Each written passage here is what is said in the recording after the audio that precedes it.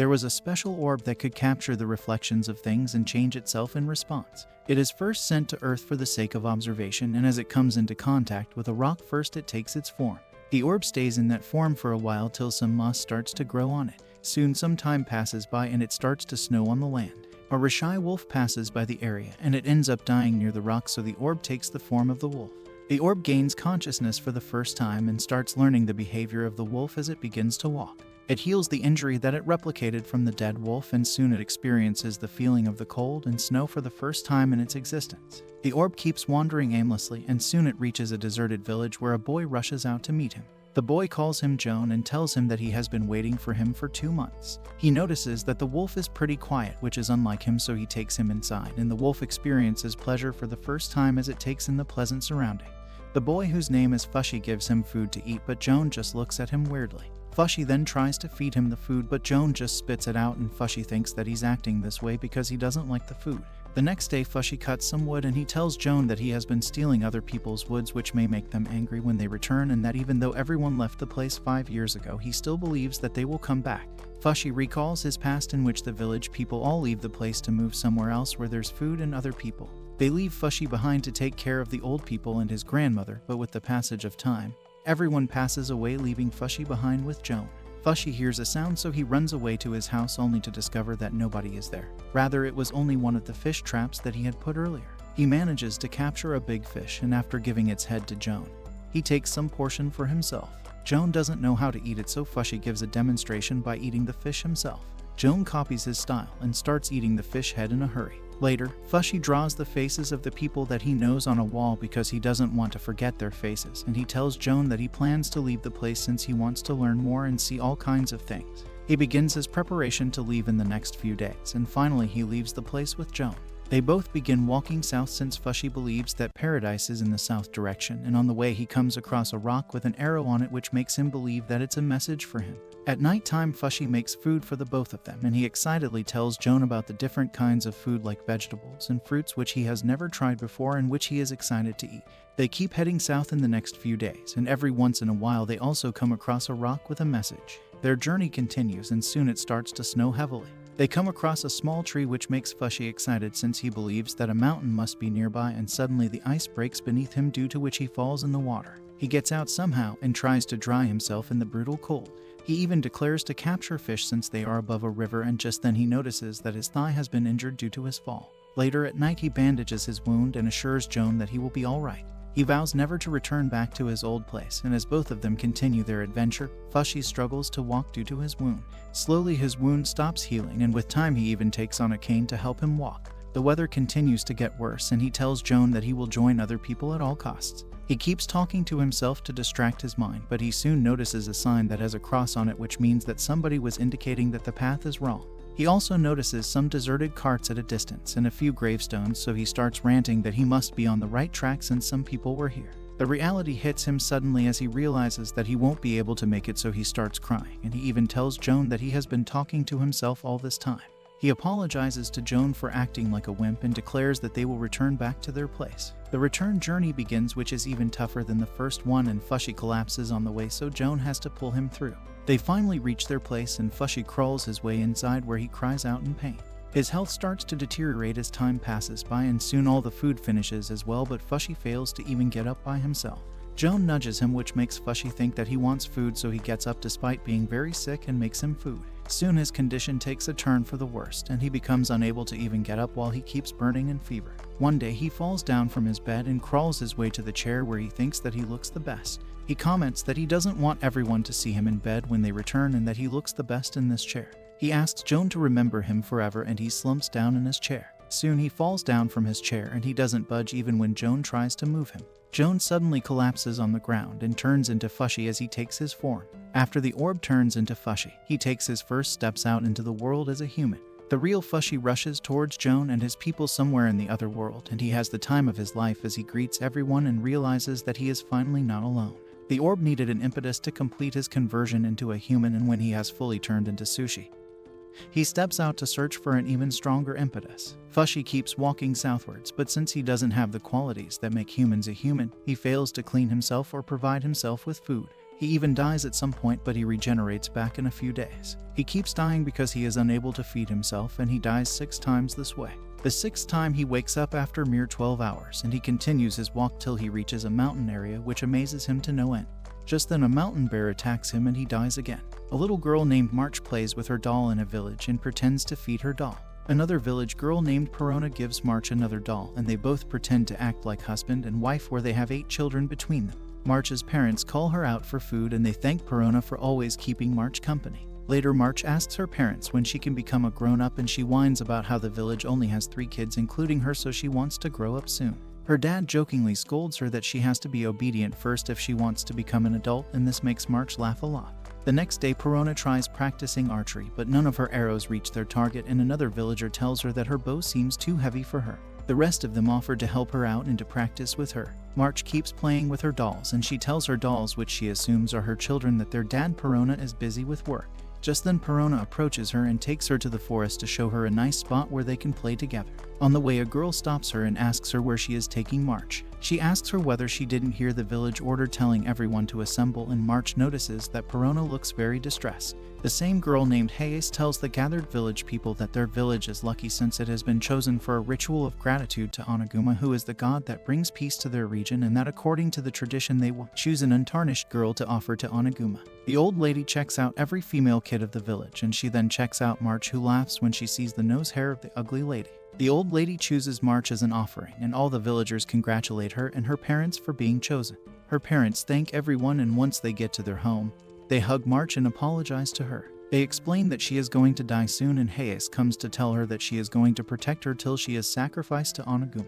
She tells March's father to stay away from her, and she tells them that the village is going to hold a banquet for them where they will all say their goodbyes to her, after which they will head to the mountain, and after climbing for 3 days, will leave March on the altar. She further explains that they are going to return after a year to get her remains, and March tells her that she does not want to die. March keeps whining to her that she cannot grow up to become an adult if she dies soon, and that Hayes does not get to decide when she can die. She keeps throwing loud tantrums, so her dad instructs her to be obedient, which shuts her up. Soon the village people bring her fruits and offerings to fatten her up, and her friend Lala brings her a flower which she made herself. Hayes even follows March to the bathroom where she keeps an eye on her to protect her, and she tells March that if she tries to run away she will take Lala or the baby girl for the sacrifice. This shuts her up, and soon the day arrives where March departs from the village. Her parents bid her farewell with tears, while March notices that Perona isn't even looking at her. On the way, Hayes comments that March seems very obedient, and she may find another world after her death in which she has freedom and in which she can become a grown-up. March sees a bird flying, and suddenly an arrow lands on Hayes. During this distraction, March takes her opportunity and makes a run for it. A figure emerges from the bushes and rushes through the guards while March tries to escape, and she ends up tripping. She falls through the forest in a swamp, and she thinks about how she is sorry since she couldn't be obedient like her father instructed her to be. She then notices a dead body which suddenly starts resurrecting in front of her eyes, and the guards who are searching for her also notice the same scene. They run away in horror while in front of March's eyes. A boy's tissues and muscles regenerate and he becomes whole again. Fushy notices March and walks away, so March starts walking after him. Hayes' group captures Perona, who had helped March make her escape, and Hayes discovers a bag of bones which was meant to be used to fake March's death. Hayes tells Perona that they won't punish her, rather her own people will punish her instead. The guards return back and inform Hayes that they should go bring another village girl, so Hayes tells them to find March to save them from humiliation. They tell her that there's a monster out there. Meanwhile, March asks Fushy what he is. She keeps yapping to him that he seems immortal the way he regenerated in the swamp, and when he doesn't reply to any of his questions, she yells at him. He notices a fruit, so he stops, and March climbs the tree to pick up the fruit. She gives it to him, so he jumps on the fruit and starts eating it like an animal. March comments that his parents must not have taught him any manners, and she picks out another fruit to show him how to eat. She is about to give her a demo when Fushy snatches the food from her and starts eating it like an animal again. She keeps picking up fruits to eat, but each time he snatches the fruits from her and eats them by himself. She starts crying due to his behavior, and when he doesn't even pay attention to her, she gets up on the tree. Alter picking out a bunch of fruits, she throws one at the ground, so Fushy jumps on the fruit like a dog and eats it. She starts having fun with him as she keeps throwing the fruits at random places while Fushy keeps jumping on them and eats all of them. He fills his stomach up and his eyes' color returns to normal, which makes March realize that he must have been very hungry. She gets down from the tree and tells her that people say thank you when someone does them a favor. She even moves his mouth so that he can say thank you, but he just drools like an animal.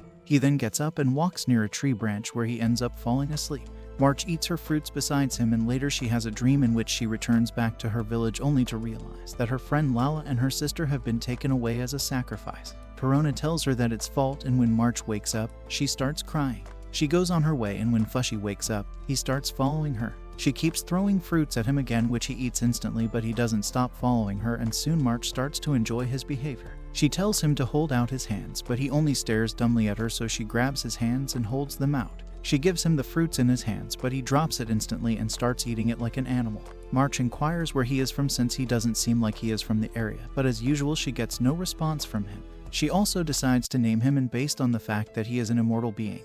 After going through a bunch of options, she decides to call him Fu-chan. The guards wait for the villagers to arrive to take Perona away, and they discuss how they are dying of boredom. Perona takes this chance to retrieve a hidden knife from her foot and then slowly throws it behind her. She somehow manages to grab it and then starts to slowly cut her ropes with the help of the knife. She manages to cut half of it when they all hear the heavy footsteps of a huge animal approaching.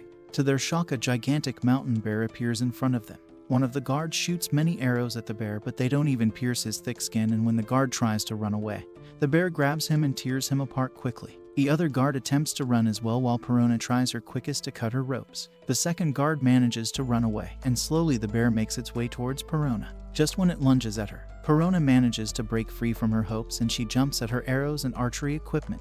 She grabs it and dashes away. She tries to shoot arrows at the bear, but once again they don't affect the bear, and as the bear chases her to the end of the cliff, she falls from the cliff and barely manages to escape the claws of the animal. She falls down through the trees and bushes and finally lands in a swamp. Meanwhile, Hayes and the gang discover March wandering around the forest with Fushy. March throws a fruit at Fushy and tells him that she needs to go now. Hayes and the gang take her away while Fushy just looks at the whole scene with confusion. Most animals cannot choose their environment, due to which they have to adapt, and for Fushy, the factor that can compel him to change has to be some kind of emotion. Perona makes her way through the forest to search for March, and she notices many eaten fruits on the way. She then comes across Fushy and asks him whether he has seen a little girl, but he just ignores her because he is a Sigma Chad like that. Perona notices a couple of flags at a distance. Meanwhile, Hayes gives a weird-looking cube to March and instructs her to eat it. March tries to eat it, and Hayes informs her that it is given to every girl who is offered to Oniguma. She also inquires about the identity of the man who was with her, and when March answers that he was just a traveler who just happened to be going through the mountain, her guards tell her that he is a monster whom they saw at the swamp. The runaway guard reaches them and tells them not to come any further since there's a dangerous bear on the loose. He even says that the bear could be the legendary Lord Oniguma who is attacking them, and the others tell him to shut his yapping mouth up. Based on the given information, Hayes decides to move around the bear to head to the altar, and the guards argue with her that something is definitely wrong between the monster and the huge bear. She refuses all of their tantrums and doesn't change her mind while March finishes eating the weird cube and falls to the ground unconscious. She picks her up and they head to the altar where they remove the bones and the skull of the previous sacrifice. They then put March on the altar and tie up her legs and arms while they put flowers and fruits around like she's some kind of fruit platter. March remains unconscious while the group decides to leave, and Hayes comments that the mission was very exhausting. Just then the ground starts to rumble, and at a distance they notice some smoke. Some trees also start to fall, and slowly the noise increases as something huge heads their way. To everyone's surprise, the ugly bear bursts through the trees, and Hayes exclaims that it must be the Lord Oniguma. Suddenly Perona runs through them and rushes to March's side to rescue her. Hayes tells the guards to let her be since the bear can have 2 meals this way, while Perona tries hard to remove the ropes from March's legs. She keeps trying to wake her up just as she cuts the legs that are tying her, while the bear slowly steps towards the 2 yummy-looking kebabs. She yells at March that there is no need to follow the old customs, and that if she wants to grow up, she should make the decision on her own. The bear reaches them both and smacks Perona on the ground. Hayes tells her guards to close the door so that the spectacle can keep going, and just as the guards close the door, Fushy steps through the gate. The gate becomes closed while Fushy walks over to the bear and faces him without any fear. As expected, the bear chomps down on his face, but Fushy forces the bear's mouth open with his bands and then kicks the face hard, which makes the bear let go of him. He slowly gets up, and this time the bear claws at him. Suddenly a transformation takes place as Fushy converts into Jones, shocking everyone around him, and he lunges at the bear. He bites at the bear's skin, so he throws him back, and Jones' wounds heal automatically as he gets up again. Everyone watches the fight with shock, and Jones lunges at the bear again. He manages to bite its skin but gets thrown back again, and this time he carefully watches the body of the bear to look for signs of weakness. He rushes at the bear again, and even though it gets thrown back again, He jumps over its fat body to bite its nose. The bear punches him, but he doesn't let go of its nose, and when he realizes that the bear is in pain, he keeps biting him again and again. The bear even claws his intestines out to make him let go of his nose, but Joan immediately heals him and continues his assault. The bear thrashes around in pain and launches multiple attacks at him, but each time Joan instantly heals himself and remains in his position where he keeps biting the bear. Hayes comments that the scene seems to be an act of the gods, and afterwards Perona wakes March up as the bear lies dead near them. Hayes cuts March's ropes and tells the both of them that they will tell the villagers that the ritual was a success and that March died. She gives Perona a choice that she can either die or come with them to their place called Yahello. Perona chooses to go with them while Joan makes his way to March. She gives him a fruit which he eats dutifully, and he then tells her thank you. In her dream, Perona's older sister tells her that they are playing a game in which she instructs her to hide till she comes back. She gives her food to eat and instructs her to eat some berries if she runs out of food. She then leaves and Perona returns back to her village after some time. She asks the others about her older sister, and they reveal that she has been chosen to become Lord Onaguma's sacrifice. Of course, she gets scolded a lot for running away from the ritual, and later when she tries to find her older sister in the forest, she comes across a hidden dead body on the ground. Suddenly, Perona wakes up and wonders what kind of face her sister made at the time of her death. The next, their journey continues as the group heads to Yahello, and inside one of the carts, March keeps feeding different fruits to Joan, to which he keeps saying thank you to her, and this makes her laugh a lot. Perona wonders how much time is left to reach Yahello, and a Yahello shaman tells her that it's going to take 2 more weeks. March notices that the shaman is the same old ugly lady that chose her for the ceremony, so she asks her why she chose her, and the ugly lady replies that it was because March was the prettiest. The shaman reveals that she is actually a criminal who has to fake being a shaman in order to satisfy the greed of Yahello's people. She explains that Yahello actually wants Ninana's lush lands, due to which they carry out this ceremony, so that they can get lots of supplies from the villagers and keep controlling them through psychological manipulation and occupation. Perona becomes disgusted to hear this, since she cannot believe that her people keep sacrificing others because of some old tradition, and she tells the shaman that only the old grown-up believe in such customs. The shaman argues that the elders will never believe that their god is dead, and just then, Joan pees everywhere in the cart. The group stops to wash themselves at a stream, and March shows Joan the water to convince him to wash himself. He looks at his reflection and recalls Fushy's words telling him to never forget him, so he gets all emotional and suddenly transforms himself into Fushy. March realizes that the wolf was actually Fushy, which is the nickname that she has given Fushy, and she hugs him in delight. Perona asks her who he is, and she replies that he is just Fushy. Hayes then declares that they should all leave before it gets dark, but Fushy resists her instruction and tries to get into the water. March takes his hand and tells him that she will toilet train him later. She also tells the others that Fushy is actually a little boy, so she has decided to become his mama to teach him things. They all continue their journey, and Perona comments that it's unfortunate that Fushy is immortal, since he may not have a meaning in life because he has to live forever. Of course, March doesn't understand such deep topics, but she tells Perona that she is really happy to be with her. Later at night, Hayes gives them all a new pair of clothes and tells them that they are all people from the Yahello nation now. She welcomes them, and March helps Fushy put on the new pair of clothes. They all finally arrive at Yahello and become surprised to see such a hustling and bustling city with so many people and new food. Hayes offers to pay for whatever they want to eat, so March and Fushy go around the stalls to try out various things. March tries on different clothes and notices a little girl playing with her parents, which makes her miss her own parents too. Just then she comes across a shop that offers to send letters to loved ones, so she rushes inside the shop and tells the writer to write a message that says that she is in Yahello, where she is doing just fine, so they don't need to worry. She reveals that she wants the letter to be sent to Ninana, which makes the writer shocked, since Ninana is the land of the sacred Lord Onaguma. Hayes tells March that the people cannot read or write in Ninana, due to which her letter cannot be sent, so March puts ink on her hand and makes a sign on the paper. She tells the writer to send this page to her parents instead, and he asks her the address of her house. She becomes confused at this and even asks Perona about it, who doesn't seem to have an answer. The writer comments that Ninana is very large with various settlements, and he even shows them a map, but Hayes urgently covers the map up and tells March to go for dinner. Perona assures March that they will forward her letter when they find her address, while Hayes just looks at them with an ugly, creepy face. They all sit down to eat, and since the food is different from Ninana's, they eat the noodles with their hands. March even makes fun of Hayes, who is using chopsticks to eat her food, and when Hayes advises her to do the same, March argues with her that the chopsticks can only be used to itch her head. Hayes comments that their culture doesn't seem to be transferred to Ninana, and Fushy gets a toothpick stuck in his mouth. He takes it out and starts eating food the normal way, which makes everyone comment that he is adapting to Yahello's culture quickly. Suddenly, the group starts to fall asleep, and even Fushy becomes unconscious. Later, Hayes tells some people that they have seen Lord Onaguma get defeated by a boy through sheer combat.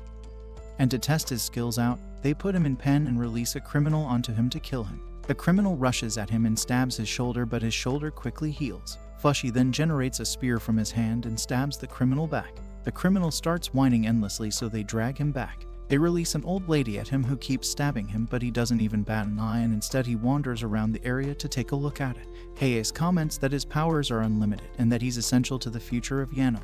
A bunch of guards rush at him and try to cut off his head, so he turns into a wolf and rushes away from them. He manages to escape, so Hayes shoots an arrow at him, which makes him fall. They then capture him and bring him back to March, where they tell her to make him behave. March pulls out the arrow and almost cries when she sees how roughly they behaved with him. She then tries to soothe him and his wound suddenly heals itself. Suddenly she hears Perona's voice call out to her from somewhere, so she looks around and discovers that Perona is in a cell just above hers. She shows Perona the arrow that she took out of the wolf, and Perona drops down a tie. She instructs her to tie it with the arrow, and when she does it, she asks her to collect some of Fushi's fur. Some guards pass outside March's cell, so she asks them when she can leave, and they tell her that she is going to stay with them forever. Soon Fushi regains consciousness and he suddenly begins digging the ground.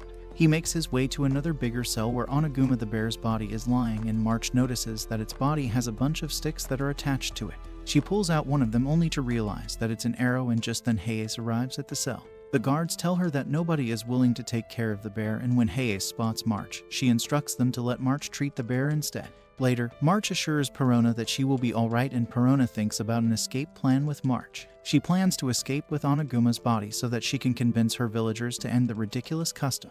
Time passes by and March continues to tend to Oniguma while Perona does her cleaning duties around the cells. March collects and gives Fushi's fur to Perona at night while she does her duty during the daytime. She realizes that the bear was shot and wounded multiple times, due to which he kept attacking humans and even started to resemble Oniguma, so she vows to bring it back to her village to bring justice to it. Soon Perona makes her escape, but when she tries to scale the outside wall, she falls down. She manages to not get seriously injured, and a few guards find her. She somehow overcomes them, and later she disguises herself as a guard to make her escape. Perona gets to March's cell and lets her and Fushi out. Next, she lets the old shaman escape so that she can guide them to Ninena, and she reveals that they will go through the sewers to the room which has a wagon so that they can make their escape. She gives the shaman the key so that she can lead Fushi and March through the sewer, and turns around to deal with Oniguma. As March heads with the old shaman, she turns around briefly and notices that Perona is holding her blade towards Oniguma, so she cries out and tells Perona to stop. She tells her to not be mean to the bear, and Perona argues that the bear is already dead, who will be burned to ashes soon too. Perona shows March a stuffed wolf toy and tells her that she will give this if she goes ahead with the old lady now, but March throws it away and refuses to listen to her.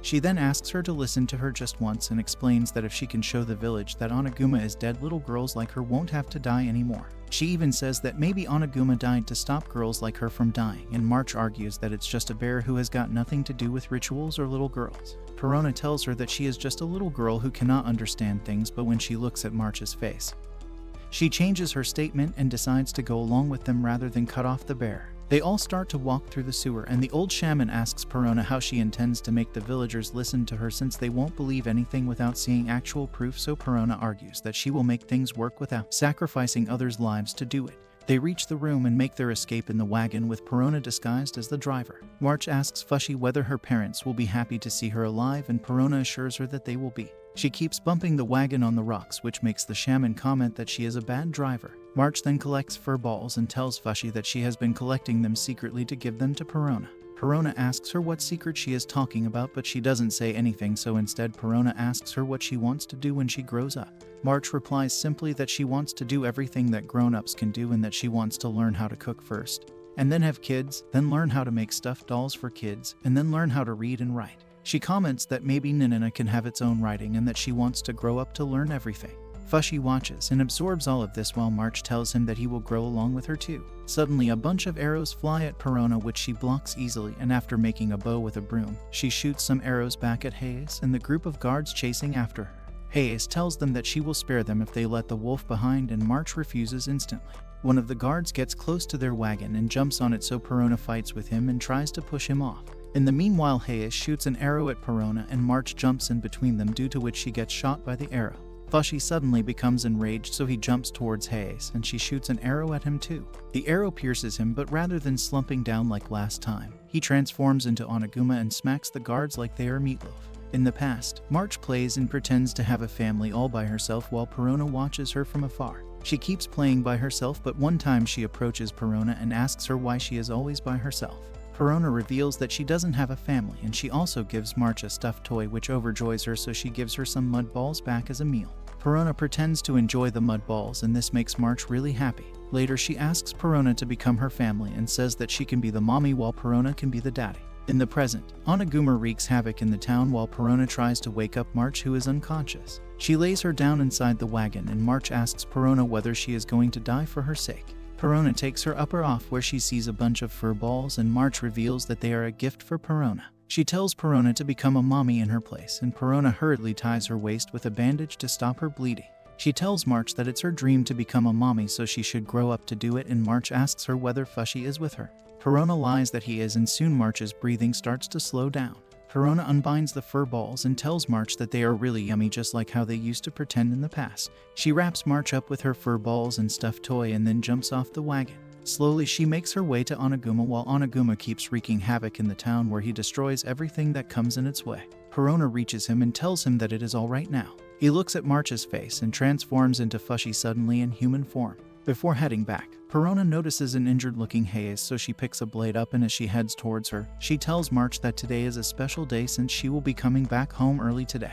In the spirit world, March goes back to her parents, who welcome her with open arms, and as she grows up she feeds her children. She suddenly realizes that all of this is not the reality, and that an arrow hit her, due to which she died. She sees Oniguma's spirit at a distance, so she runs towards it and hugs him. She then notices Perona facing Hayes at a distance, so she runs towards her and yells out that she doesn't want to die. Instead, she has a lot of things that she still wants to die. To her surprise, Perona directs the blade towards her neck and comments that she is not strong enough to keep on living anymore with the current situation. March yells at her that she cannot take her own life, but her words don't reach her, and as she tries to reach out to stop her hand, Fushi imitates her will and grabs Perona's hand. Perona notices that he has a very pained expression, and a bunch of guards surround them suddenly. They give the order to take Fushi down while he is in human form, so Fushi suddenly grabs Perona and transforms into Oniguma. He starts to run outside the town with Perona on his back, and she calls him horrible for making her live on like this. Soon time passes by, and Oniguma and Perona reach Ninina, where everyone is already gathered. They cannot believe that Oniguma has arrived, and Perona then marches towards the villagers. She firstly hands a letter to March's parents, which March had prepared ages ago. March's parents don't understand what the little handprint means, so Perona explains to them that the letter says that March is doing fine. They notice that she is holding March's body, which makes them realize the truth, and they both start crying. March's dad whines that he should have protected her as her dad, while March's mom hugs Perona and thanks her for all she has done for them. Fushi then transforms into his human form, and a villager informs everyone that Yanom's forces are coming. Perona tells Fushi to run away and to live life according to his way. He transforms into a wolf and heads out for his next journey. Soon Yanom's forces spot him, and to delay them, Perona shoots an arrow at Hayes. It hits her hand only, which ends up delaying her. In the forest, Fushi feels hungry, so he transforms into March and picks up a fruit. He eats it and then heads on his way. Fushi keeps walking through the forest, mostly in the form of the wolf, so that it can use scent to make his way forward. Sometimes he transforms into the human form to drink water, and whenever he gets hungry, he transforms into March to get some fruits for him to eat. One night he notices a familiar scent, so heads to the old shaman, who thinks that he is March, so she yells at him that she was lost for 3 days and that she had to beg for food to stay alive. Fushi walks inside the wagon, where he notices the blood stain from March's injury, so he transforms into his human form. The old shaman called Pyron realizes that it's not March, rather it is actually Fushi, and soon Fushi heads towards the forest once again. She grabs her bag and heads after him, since she doesn't want to be left alone in the forest. She keeps walking after him, and the next day she comments that she wants to see what goes on inside his mind, especially when he takes on the human form. She tells him to take a break since she feels really hungry because she hasn't had food in 2 days. She starts to become dizzy because of hunger, and she notices Fushi's injured thigh, so in hunger, she jumps at him and bites his thigh. Fushi transforms into a wolf and growls at her, so she yells at him to let her have some of his meat since he will heal himself. She lunges at him again, so he transforms into March and starts climbing the tree. He picks out a fruit from the tree and eats it, while Pyron begs him to give her a fruit too, or else she will perish away. He eats the fruit and lets it fall to the ground, so Pyron lunges at the eaten fruit and starts biting it. Fushi eats some more fruits, and as he picks out some fruits for himself, he throws some of them to the ground, so Pyron rushes at the fallen fruits and starts eating them like an animal, just like how Fushi used to eat them. Once he has filled his stomach, he climbs down the tree and speaks the words "thank you" to Pyron, which were the words that March taught him. Pyron endlessly thanks him and they both head on their way again. They come across a map on the road and Pyron notices that there's a town nearby, so she starts copying the map into a paper-like material. This new concept amazes Fushy, so he transforms into a human and starts checking out the paper. He snatches the pen from Pyron and starts drawing lines into the papers, so she asks him whether he wants to learn how to write. She takes a stick and shows him how to write a word on the ground, so he starts copying it on the paper again and again. She asks him whether he wants to learn more words, and she offers to teach him more about words and writing and how to live as a human being. In exchange, she asks him to take care of her, but he doesn't seem like he understood what she said. She shows him how to write March's name, then his own name, then Perona, and even her own name. She then starts telling him about the names of different things around them, like a tree or flowers, and all of this amazes Fushy. Later, she drinks water from a river, and for the first time Fushy drinks water normally. She tells him what a river is called, and at night when they cook fish, she tells him about the name of the fish and the fire. She tells him different words this way, and each time he copies her words by repeating them out aloud. They continue their journey this way, where they stay at caves at night and walk forward during the day. Fushy even carries the old hag up the mountain, and soon they reach a port town where Fushy asks her what a boat is. She tells him about it, and at the town, he points out different things that he now knows about, such as the fish or the fruits. Then get on the boat, and Pyron comments that he has come to learn a lot of things. She wonders whether it is due to March, and he replies that he wants to grow up to learn more things. She asks him about his past before he met March, and he tells her in broken language that he was wandering by himself for a long period of time till he came across a boy who fed him. He reveals that he doesn't remember the boy's name, but he remembers his scent and his shape, and afterwards he turned into him. At night, Pyron shows him a land in the distance, and she informs him that it's Takanaha, with whom the Yanom fight every day. They get on the land, and she tells him that they will rest for the night and go to her lover's home the next day. She even tells him that her lover is an intellectual, so he might know something about him. They both go to sleep, and at night time, a weird branch comes out of the ground. The branch shoots itself at Fushy and pierces his body. It then tries to take over its body, as it even extends itself out of Fushy, but Fushy struggles against its control and then transforms himself into a wolf. Pyron gets up as well, and they both notice a tree-like figure at a distance which has the shape of Fushy as a boy. Pyron asks the weird structure what it wants with them, and suddenly time stops as everything becomes frozen.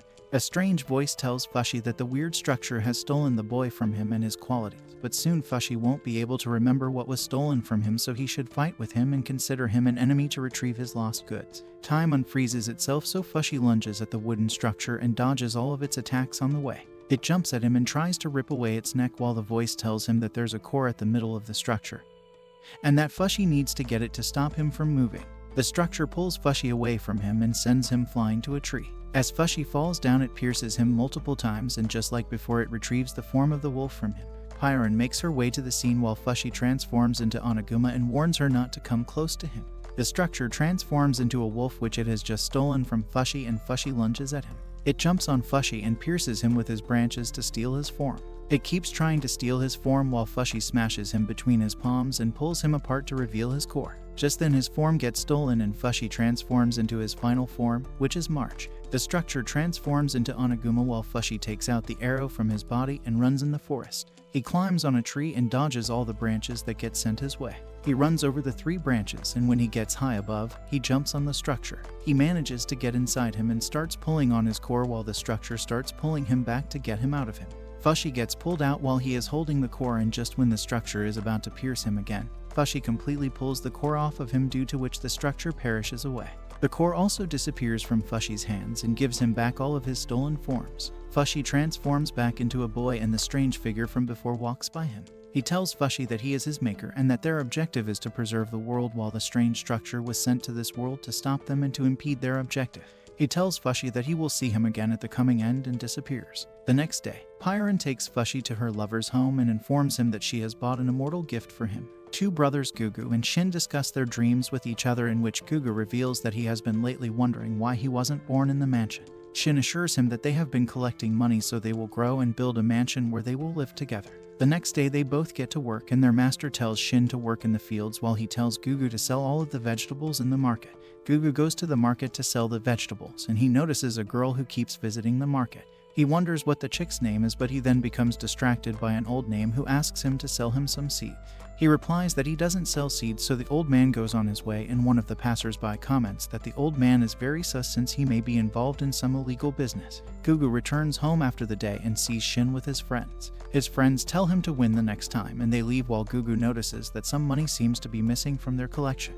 He asks Shin about it, who replies that he hasn't used any money and he wonders whether somebody stole their money. He even asks Shin whether his friends know about the money, and Shin scolds him to not involve his friends in this matter. He then hides the money box in a different place so that nobody else steals the money. He sits down to eat, and just then, a puppy approaches him. He gives half his steamed bun to the puppy and they both gobble down on the food. The next day, when he is selling vegetables in the market, the same puppy approaches him and he notices that the puppy has a name tag calling him Mir. Just then, he notices the same girl that he admires looking for her puppy Mir, so he takes the puppy to her and hands him over. The girl gives him her ring as a thank you gift, even though her maid reminds her that the ring was a gift from her father. She even comments that if he sells the ring, he won't ever have to sell vegetables again. Later, Gugu runs to his home to tell Shin about his day, and he discovers that Shin is not present. Rather, he has left behind the empty money box. Inside the money box, he leaves a letter telling Gugu that he has decided to chase his fate. Gugu calls him a liar for not pursuing their dream together, and later he works in the fields by himself.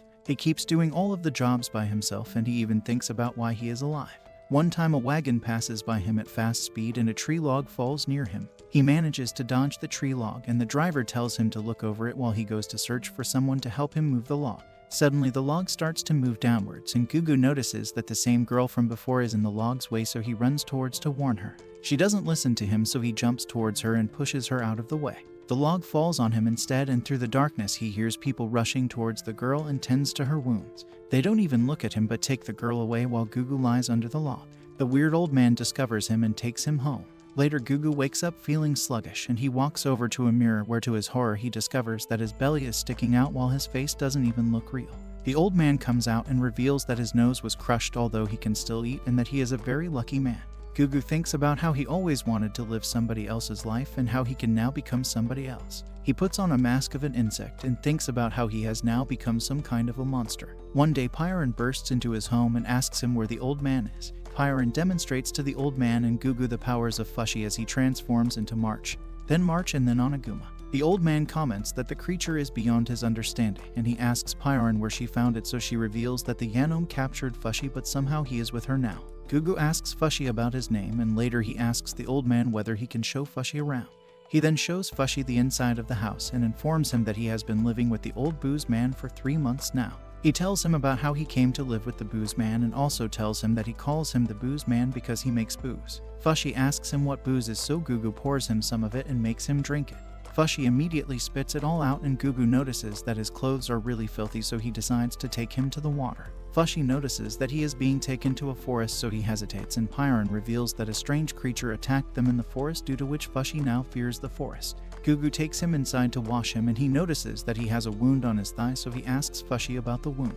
Fushi doesn't know what it is, and Gugu then begins taking off his clothes, which are practically sticking to his skin. He imitates him, so he takes off Gugu's mask too, even though Gugu struggles against it. When his mask is off, Gugu comments that he knows he is ugly, and Fushi asks him what the word ugly means.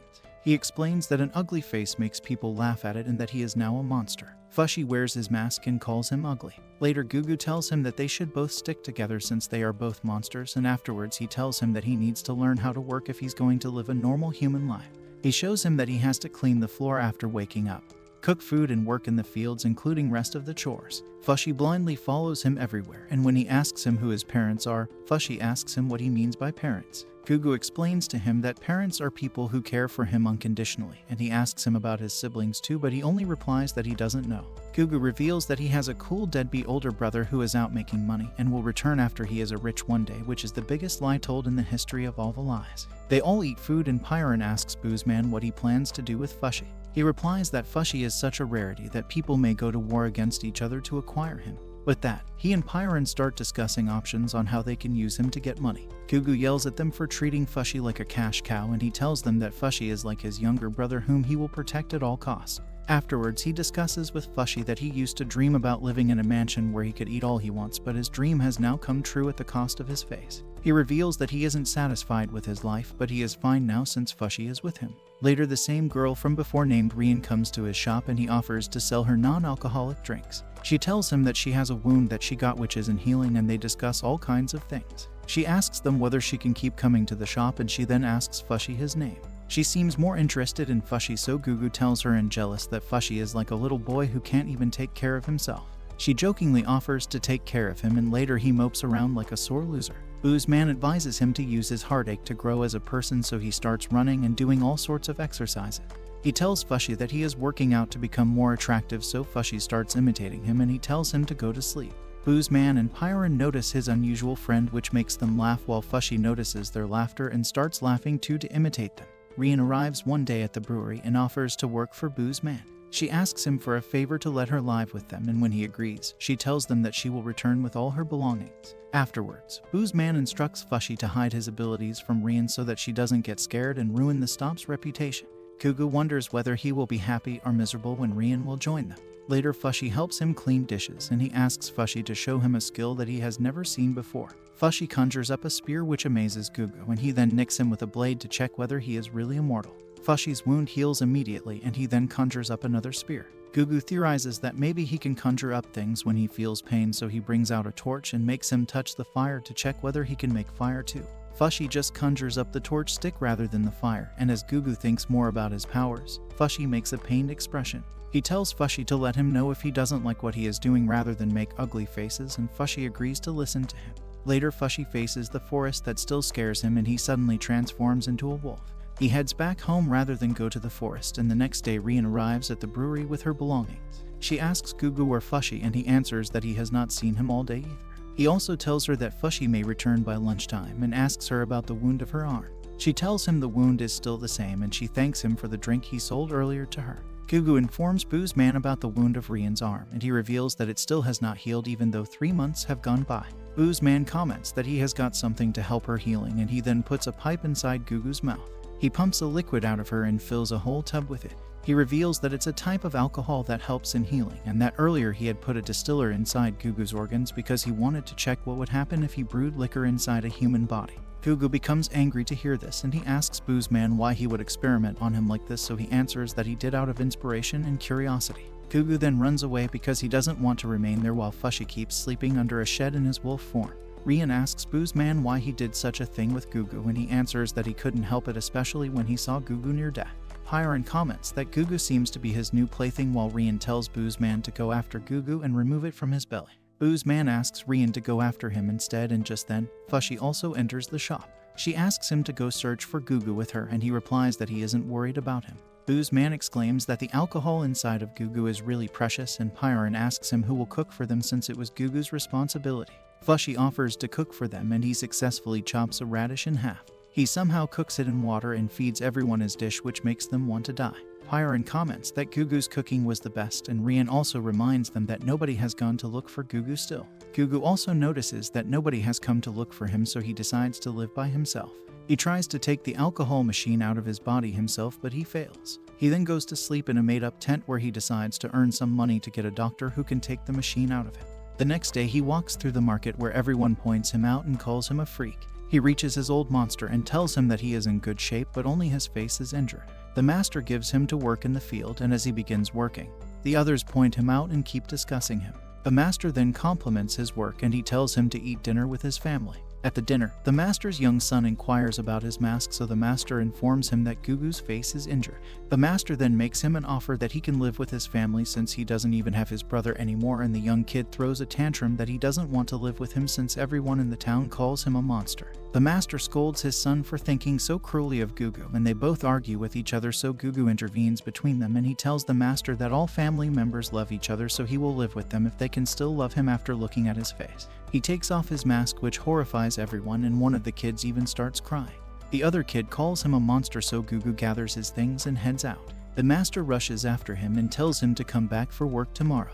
He apologizes for his son's words too, and Gugu tells him that he looks forward to coming back to work for him the next day. As he heads on his way, a couple of losers run at him and take off his mask. They throw the mask away and run away. Gugu retrieves the mask, but he wonders why he even needs the mask since he can be a human without it too. He throws the mask away, and the next day he makes his way through the market without his mask, which horrifies everyone. He reaches the fields and informs his master that he threw away the mask because he was feeling stuffy in it. Back at the brewery, Fushi messes up his cleaning, his cooking, and he even smashes all the vegetables when he tries to work on the fields. Everyone suffers due to his work, and he later asks Pyron to teach him how to cook, work, and clean. Pyron advises him to find Gugu, who can better teach him, and Fushi recalls how March used to gift mud balls to people. He makes mud balls for Pyron to convince her, but she doesn't budge, and instead she instructs him to find Gugu again. He goes on his way, and Pyron tells Rian that he cannot spoil Fushi since he has to become a human quickly. Gugu continues his work in the fields even when others keep pointing at him, and he then heads home to his tent. He recalls the horrified expressions of the people around him, which makes him laugh, and he then starts working out because he wants to build up muscles. The master's son Chan throws some water on him and tells him to stop coming to the fields because he embarrasses everyone. Gugu calls him a cold person considering what a good person his dad is, and Chan tells him to stop embarrassing them since they are not a freak show. The next day, Gugu arrives at the fields, but he decides not to work there due to the master's kindness. He heads to the market where he asks people around to give him work, but they all either run away from him or just shush him away due to his ugly face. He even eats away all of his money in some time, and he then decides to sell the ring that Rian gave him once upon a time. He goes to a jeweler to sell the ring, but in the end he changes his mind and runs away. He then comes across his brother Shin on a deserted alleyway, who looks very thin, so he places the ring in his hand and starts to walk away. Shin calls after him, and he comments without turning that he doesn't have a brother. Later, he assures himself that his brother can live a good life by selling the ring while he is just a monster who has to live alone. Some thugs kidnap him in the middle of night and start to take him away, but Fushi arrives in his wolf form and starts fighting them. He turns into Oniguma, which scares the kidnappers away, and he tells Gugu that he still came despite being afraid of the forest. Fushi also reveals that he cannot grow up without being by his side, and they both rejoice. A bunch of kids come to Gugu's to have a look at the infamous monster, and Fushi in his Oniguma form scares them away. He also scares away a lot of the villagers in his Oniguma form, and later he asks Gugu whether he wants to come back to Boo's man's place. Gugu refuses, and suddenly he starts feeling weird, so he collapses on the ground unconscious. Fushi takes him back to his tent, where Gugu reveals that he hasn't had anything to eat in a long while. He asks him whether he has any food with him, and when he refuses, he groans in pain due to hunger. Fushi thinks about all kinds of food that he has had, and suddenly he conjures up a fruit. He starts conjuring food left and right and gives them all to Gugu to eat. Of course, Gugu jumps on them like a starved man, and Fushi even conjures up a fish for him. Fushi's conjuring skills all depend on the strength of the stimulus that he receives from his environment, due to which he was able to make food when he saw Gugu in pain. Gugu fills his stomach to the fullest, and Mir appears at the tent. Fushi calls him Joan, and Gugu asks him who Joan is, so he replies that somebody used to call him Joan long ago. He reveals that the person took care of him, but suddenly he stopped moving and became empty, so he took on its form. Gugu comments that that person must have died, and he asks him whether the girl, the bear, and the wolf that he often transforms into have also died. Fushi asks what the word dead means, and Gugu explains to him in layman terms that the dead can never return back to their original position. Gugu concludes that Fushi can probably turn into someone when they have died because of their pain, and that he can probably react to emotional pain. He explains to him that he can probably transform into him if he dies, and that it's really cool since it means that he will never be forgotten. Gugu reveals his past, in which he plays with his sisters. His older brother teaches him how to do things. His mother even asks him about his health, and he lives a full life, but when he tries to join them, Shin stops him. Soon his father gets work somewhere else, so they leave for the new place and leave Shin and Gugu behind. He learns that the people he thought were his family was actually his employers, and that he had only Shin for his family. In the present, he tells Fushi that he is now alone because of something that happened, but he is content since Fushi is here with him. He tells Fushi to transform into him if he ever dies, and he then starts to feel sleepy. He reveals that he is really happy since Fushi came after him because he was worried for him, and that it makes him feel like Fushi is now family to him. He falls asleep this way, but suddenly Rian shows up at his tent and reveals that she came because she heard Mir barking. She tries to convince him to come back, and even lies to his ugly face that everyone loves him, so they want him back. She tells him that Boo's man will take the machine out of him for free, while she calls how she tried to cook food for them but miserably failed. She decides to bring back Gugu at all cost, and so she keeps pulling him, but he refuses to come back. He tells her that he has thrown away his mask so he cannot live with humans anymore, and Fushi comments that he was living here without a mask all along. Gugu tells Rian about his face injuries and tells her that he doesn't want to show his face to her, so she pulls away his cover and then his blanket to take a look at his face. He hides behind the tree to avoid her, and Fushi asks Gugu why his chest seems to be hurting whenever he is talking to Rian. Fushi runs away to look for his mask while Gugu just mops around in his tent. Rian asks him whether he wants to see her wound, and she takes off her top to reveal a small scratch on her arm. Gugu calls her a privileged idiot and tells her that her wound is nothing compared to his ugly face, which is fully injured. She again tries to pull him back to take a look at his face while he keeps calling her an idiot for overreacting about her tiny scratch. He keeps teasing, so she starts crying and she tells him that he is just like her parents. He asks her whether things are not doing well with her parents, and she shares her privileged sob story that her parents have always been too overprotective of her. She explains that they keep bringing new teachers for her to help her improve her skills and force feed her when she is not even hungry, and always have a maid accompany her when she goes on a walk. Of course, she keeps going with her pathetic lame story, and Gugu gives her a reality check that she is the awful one since she calls people's kindness a misfortune and complains about everything. She even has the audacity to say that someone pushed her from behind, due to which she got the wound, and that it was probably one of her dad's enemies. Gugu tells her that she is wrong, but rather than explaining himself, he starts to cry. She wonders whether her words were really awful, and she then asks her how he got his face injuries. He refuses to tell her, so she asks him whether he likes her, and again he replies that he won't tell her, otherwise she will start hating him.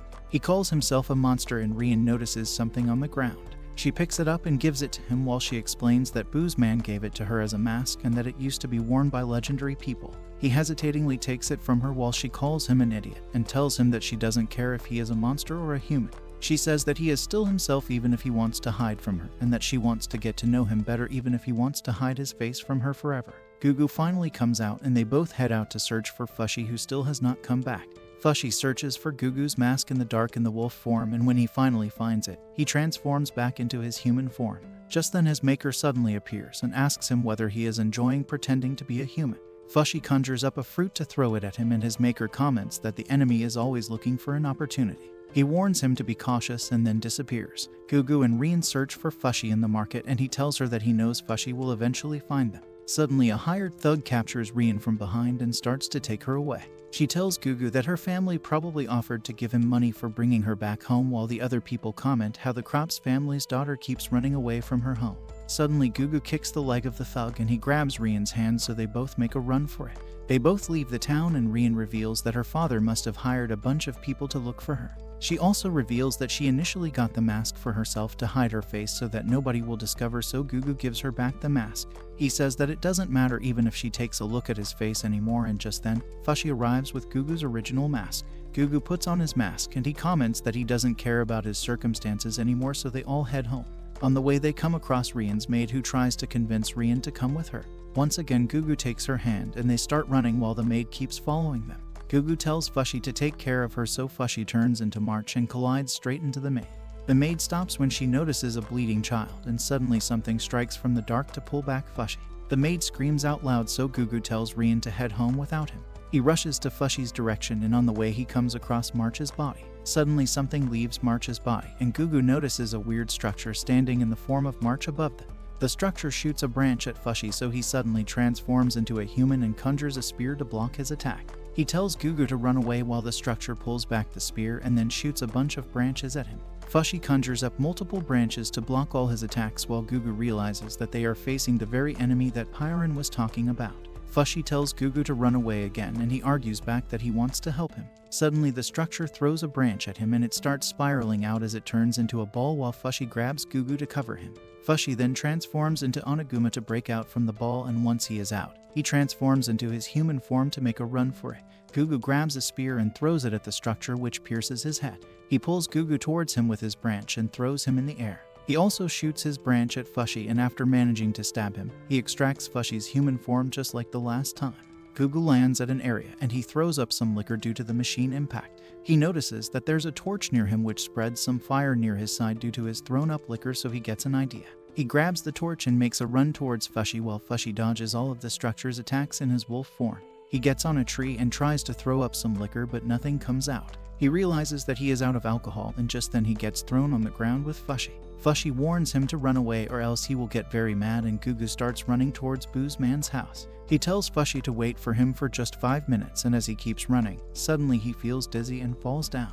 He thinks that it must be the alcohol production that must be making him feel bad, so he gets up and runs towards the house again. He reminds himself that he is the only one who can save Fushi, so he somehow makes his way to the house, but just when he bursts in, he notices Rian standing with her family. The thug from before points out Gugu and tells them that he helped Rian escape, so Rian's dad asks him whether he is the one who led his daughter astray. Rian argues with him that she ran away from her home by herself, and she apologizes to Gugu because she didn't think her parents would come to the place. Gugu ignores all of this and he walks over to Boo's man in his drunken self. He asks him to give him some booze, and when Rian asks him where Fushi is, he speaks gibberish in his drunken self. Pyron realizes what's going on, so she tells Boo's man to listen to Gugu. He gets out his strongest booze and puts it in Gugu's body through a pipe. Suddenly Gugu starts coughing a lot, and Boo's man comments that there must be a rupture somewhere in his body that needs to be treated or else he will die. Gugu tells him to just give him more booze while Rian's parents try to take her away. She tells them that she wants to stay since she has fun here, and her dad comments that she always throws tantrums like this when she doesn't get her way. Instead, she always runs away.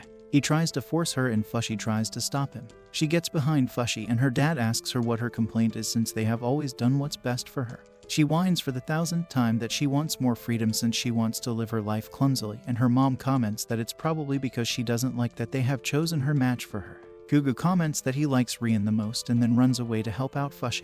Rian's parents also begin to leave with her, but Pyron stops them. Gugu rushes back to the forest only to find that Fushi isn't present, rather the weird structure has taken on the form on Oniguma now. The structure attacks Gugu next, but Gugu dodges his attacks and runs towards him. It then notices the fire torch in Gugu's hands, so it runs towards him and smacks him hard, which sends Gugu flying. For its next attack, it shoots a bunch of branches at Gugu, and in return he blows the fire with his alcoholic breath that burns away all the branches. The fire spreads to the structure itself, which makes it writhe in pain, and everyone notices the fire from Boo's man's structure too. Gugu launches another attack in the same way by blowing more fire on the structure, and this time the fire consumes him completely. Afterwards, the structure slowly burns to nothing while Gugu whines about where Fushi is. He starts crying that he had a lot of fun with him and that he was the only one who didn't make him feel like an ugly, pathetic loser. He even apologizes for being such a useless brother, and just then, the structure's core burns away, which releases a weird light. The light starts to move in a certain direction, so Gugu follows it and it leads him to a rock in which the light goes in. He holds the rock and wonders what it is while Fushi's maker watches all of this unfold and thinks that weak and brittle human beings like Gugu will surely make Fushi stronger. The maker touches the stone and suddenly it starts to transform. It converts into the wolf form, and Gugu tells him that he took down the enemy. Fushi then bites him in delight, and they both roll around in dirt as they fool around with each other. Fushi then thanks him for helping him out, and afterwards, as dawn arrives, Gugu and Fushi walk out the forest towards their house where everyone's already waiting for them. Gugu tells them that nothing happened in the forest, and afterwards he cooks food for them, which makes Pyron cry because they haven't had edible food in a long time. Boo's man asks him whether he has forgiven him, so Gugu says that he hasn't forgiven him, and noticing the way he talks to him, Rian's dad scolds him that he shouldn't talk to his elders this way. Rian's mom comments that the food he makes is better than their chef, and Gugu tells Rian that he has sent Fushi to fetch some water. In the meanwhile, Fushi's maker appears before him and tells him to leave this place. He explains that he can only become stronger if he doesn't stay at the same spot for too long, and Fushi replies that he cannot understand what he is saying. The maker explains that the weird structures, which are called the knockers, are planning the destruction of the world, and they learn quickly that due to this they will be better equipped when they come next time. He tells him that he cannot defeat the enemy next time, rather he will turn into rock and moss, so Fushi argues that Gugu will fight for him since he is strong. The maker comments that he won't spot him if he wants to see Gugu's end, and soon Gugu calls him out to come inside. Fushi realizes that Gugu cannot see the maker even though he can clearly see him, and the maker disappears. Later, Rian tells them that she is going with her parents since they won't budge from the place unless she goes with them. Rian soon leaves with her parents after bidding everyone goodbye, and the normal life in the brewery continues. 4 years pass this way in which Gugu and the others grow up, and Gugu gains a lot of muscles just like how she wanted. Rian runs away from her home to give some needlework material to Fushi while Fushi cooks delicious food for them. Meanwhile, Fushi looks at his grown-up self in the water, and he continues living his normal life with everyone as usual. Rian teaches Fushi how to do needlework, and she asks him whether he and Gugu would like to come to her birthday party that's going to be held soon. In the 4 years that have passed, Fushi has not transformed once, mainly because his enemies the knockers never attacked him, and also because he wanted to live normally like Gugu and others were living, due to which he also started growing up normally like the others, since he never had strong stimuli. He never transformed into anything else and continued living a normal life. In the present, Rian asks him what Gugu likes, so he answers that Gugu likes crayfish the most. She keeps yapping about what kind of clothing she should make for him, so Fushi reveals that Gugu will appreciate anything that she gives him. She reveals that she is going to get married after her birthday, and when Fushi comments that he doesn't know what marriage means, she answers that she has to live a life like her mom where she will have to give birth to snotty children. She tells him that she doesn't want to marry someone she hasn't seen. That's why she plans to introduce her boyfriend to her parents on her birthday. She then embarrassingly reveals that she has to find a boyfriend first before doing such a thing, and that she has to get close to the person that she likes, so Fushi comments that the way she is feeling right now resembles how Gugu feels when he talks to her. She changes the topic immediately and shows him the crayfish mask that he made for Gugu. Meanwhile, Gugu watches them both interact from outside. Suddenly, his brother Shin comes to meet him while Fushi asks Rian whether she will ask Gugu to marry her soon. He reveals that Gugu likes her a lot, so he would love to marry her. Boo's man arrives at the shop, so Fushi gives him the sweat rag that he made for him. Rian then runs out to give Gugu her gift, but she sees him in deep conversation with someone else. Shin asks Gugu why he is hiding his face and comments that it must have been a good thing that he left him, since Gugu seems to be living a good life now. Gugu yells at him and asks why he is here now. Shin apologizes to him for being a useless, pathetic coward and showing him the ring that he gave him in the past. He comments that he has been searching for him for the past 4 years. Gugu throws away the ring, and Shin reveals that he sells farming tools now, so his business is now stable and he can properly eat. He tells Gugu that he still wants to achieve their dream together and he wants to start over with him, so he asks Gugu to come with him, but Gugu refuses his offer. He explains that he has survived after he was abandoned by him, and now he has people in his life that he treasures a lot, so Shin asks him to come to him whenever he needs any help or whenever he is in trouble. Later, Shin comes inside the brewery and gives Boo's man the ring that Gugu gave to him in the past. He tells him to pass it along to Gugu, and Rian notices that it is the same ring that she gave to a boy once in the market many years ago. She recalls how she didn't like the ring when her father gifted it to her, and how a boy helped her find Mir when he got lost, so she gave the ring to him as a thank you gift. She realizes that the same boy is Gugu now, which makes her happy. She asks Boo's man to let her give the ring to Gugu, and then she runs outside where she comes across Gugu sleeping peacefully on a bunch of potatoes. She tries to force the ring on his finger by force, which wakes him up, and she tells him that he can now make a move on her. When he doesn't understand this, she reveals that she is going to be forced to get married soon and that he should marry her since he loves her so much. Gugu asks her what she is talking about, and she replies that he confessed to her that he loved her the most on the day the forest caught fire. He reveals that he doesn't remember any of it, so she becomes mega embarrassed, and after telling him to come to her party next month, she runs away. Boo's man tells Gugu that he forgets about things whenever he is drunk and that he has messed up a lot by not remembering something so important.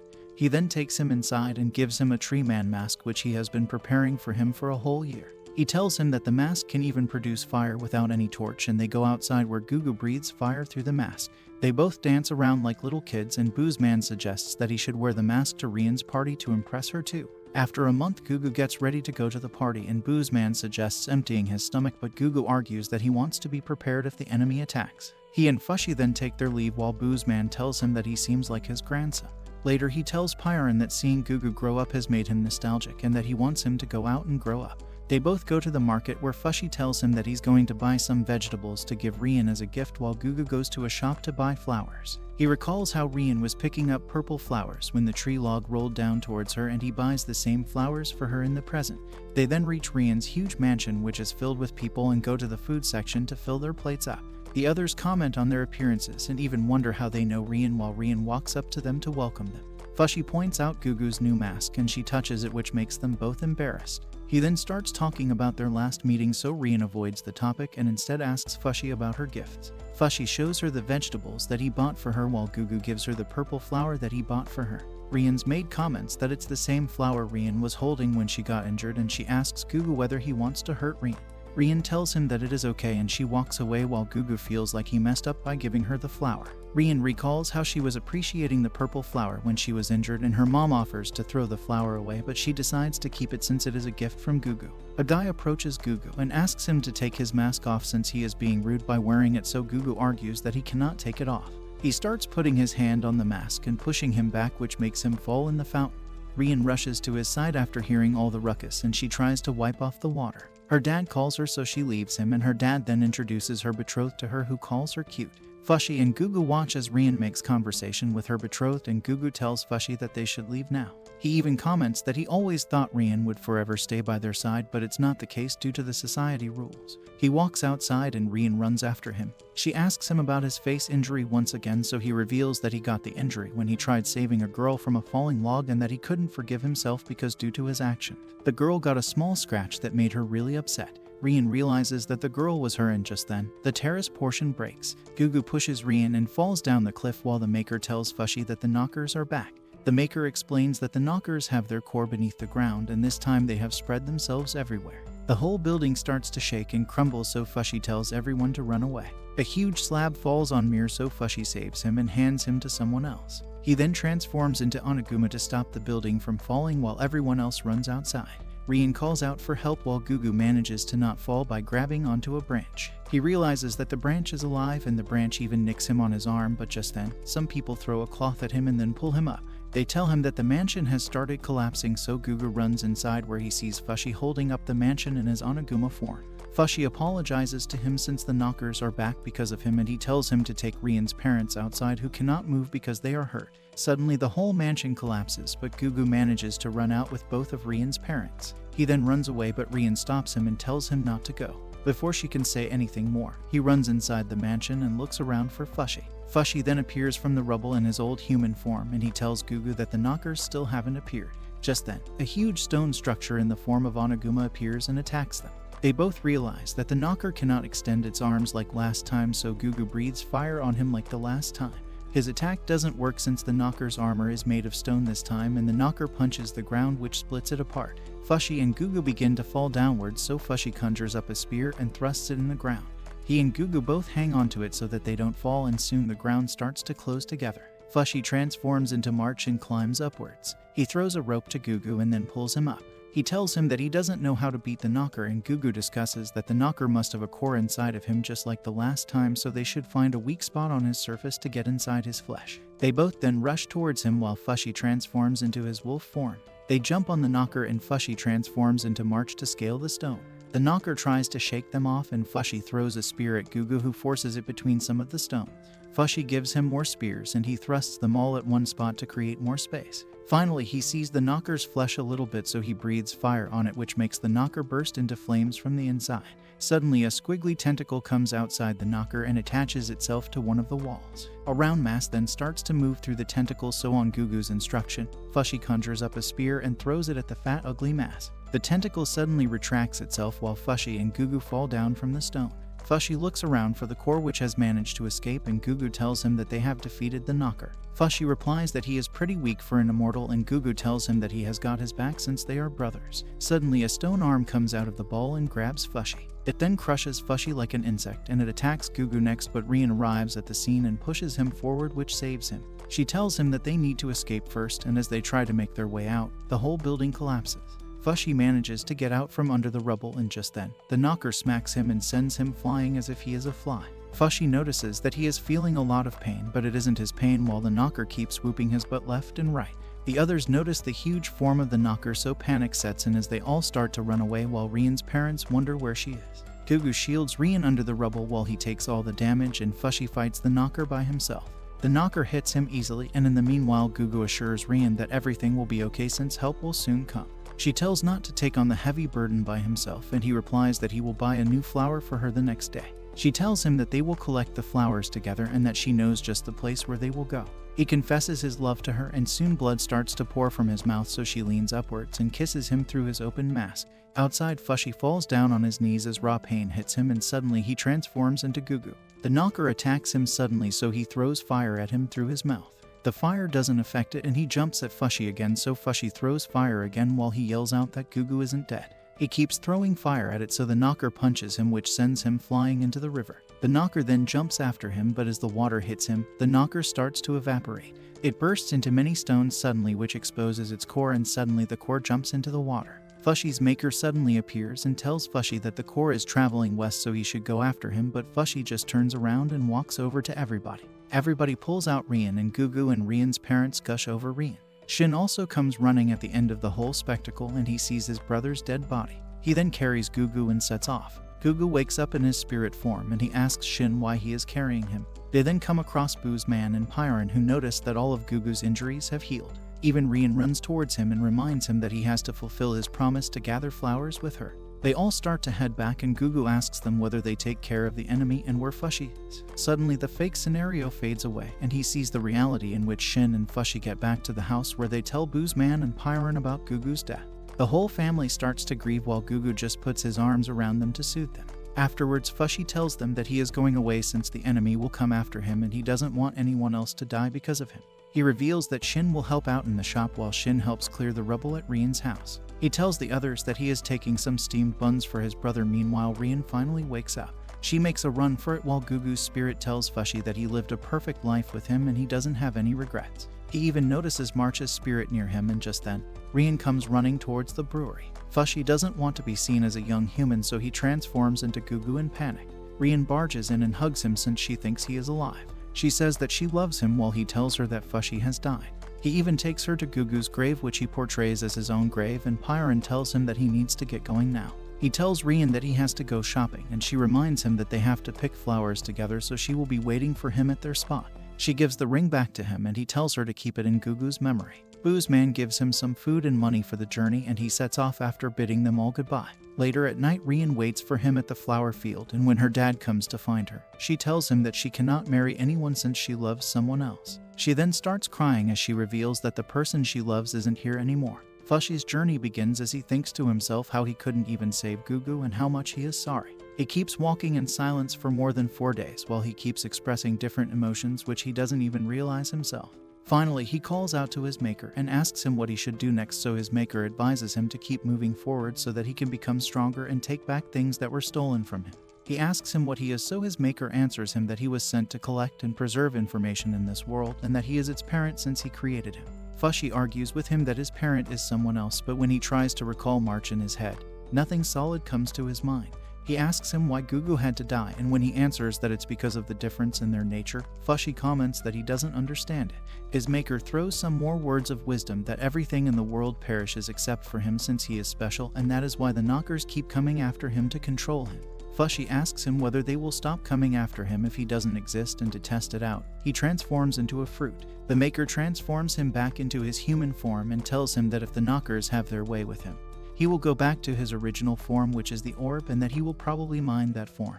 Fushi asks him why he can't fight instead, so he answers that he can control people but he cannot control their minds, and that one day he will disappear, so he needs to man up to defeat the knockers without him. He also tells him that he needs him to achieve his goals, so Fushi argues with him that it is not his problem. He jumps at him but falls down, and he comments that nothing that he does is going to bring back Gugu. The maker transforms him to his wolf form, and Fushi tells him that he doesn't care if something happens to everyone else. The maker asks him whether he is speaking the truth, and just then, Fushi notices a familiar scent, so he rushes through the forest and comes across Pyron. She tells him that she originally came to the area to help him out, so she has decided to travel with him again. She says that Shin and Rien will help out Booze Man, so Fushi transforms into a human and tells her to go back to the brewery. He explains that the enemy is after him, so it's too dangerous for her to come, and she argues back that she wants to come because she wants to give meaning to her remaining life. He tries to drag her back, but she just bites his leg, and he tells her that he doesn't want to cry anymore. She doesn't get convinced no matter what he says, so he tells her to suit herself. Soon she begins following him in his journey, and throughout the way she offers him food and tea, but he just refuses her, especially because he can conjure food for himself. Meanwhile, she catches fish by herself which he refuses to eat, and later she puts a blanket over him to warm him at night. The next day he makes her promise that she won't die, and soon they both come across a town. Pyron rushes inside and orders a lot of food and booze to fill her up, while Fushi tries to convince her to leave since he fears that the knockers may strike back soon. He waits for her outside the town and asks the maker about the location of the knockers, so he reveals that the knockers are 6 kilometers away from his location, but they haven't moved their positions in a very long time. He even explains how he knows about their location, but Fushi doesn't understand any of it, and Pyron asks him who he is talking to. She gives him food to eat, and later he tells her how a man in black keeps telling him to become stronger to fight against the knockers. She asks him what he wants to do, and he thinks about how he has to become stronger if he wants to protect Pyron in case the knockers strike again. He realizes that his maker must have put Pyron in his path because of this, and Pyron tells him that she doesn't expect him to protect her. He still wonders whether he is forgetting something important, and the next day Pyron asks him to climb the tree to bring him food. He tries to climb the tree but falls down immediately, and Pyron advises him to transform into March to climb the tree. He doesn't remember who March is, and Pyron tells him to remember who March is since it is very important to him, and he has transformed into her many times. He remembers how he used to climb and how he used to throw fruits at the ground, but he doesn't exactly recall her form. He recalls his maker's words telling him that he has been robbed, and he tries to recall how some girl fed him fruits and told him that she wants to grow up. He realizes that he has lost something very important to him, and later at night, Pyron comments that if the enemy takes his form when he has transformed into Gugu, it means he will lose all memories of Gugu too. She explains that it will be like a second death since being forgotten is like dying too, and he assures her that he won't let it happen since he will become stronger. The next day he tries to think of ways to become stronger, and he thinks about how he can transform into other things like the rock or even a crab. Pyron hunts down a crab and cooks it, so Fushi tells her that he feels the pain and suffering of the things around him. They eat the delicious crab later, and Fushi conjures up a dead crab after eating. He tells Pyron that Gugu defeated the knocker last time by making it jump into the water, and she replies that heated stones become really brittle when they are suddenly cooled, due to which the knocker must have gotten defeated. She advises him to change his fighting method to fight off the knocker next time, and she even tells him about a place which is filled with animals where he can train his butt off. They go to a port to reach the place, and a girl guides them to a shady-looking ship where she separates Pyron from Fushi by telling them that ladies have to be in a separate section. Fushi gets taken to the other area where some guys push him inside a cell, and after some time they even brand his hand with a sign. His hands heal immediately, and a fatso guard calls them prisoners. He welcomes them and tells them that all of them are going to be taken to Jananda Island. Soon they reach the island where the prisoners are shackled and taken inside, while one of the guards notices that Fushi doesn't have shackles or a branding sign. Suddenly a girl comes running and tells the guard that she has brought Fushi by mistake. She takes him away and tells him that Pyron has probably been taken in. He then runs away from her, and after transforming into a wolf, he scales the walls to find Pyron. Although he notices her scent, he doesn't find an entry spot, and soon he starts climbing the wall by conjuring up arrows till he slips and collapses on the ground. A group of kids come across his fallen body and even see him healing. He wakes up and tries to shoot down an arrow so that he can become one to rescue Pyron, but one of the kids takes the bow away from him.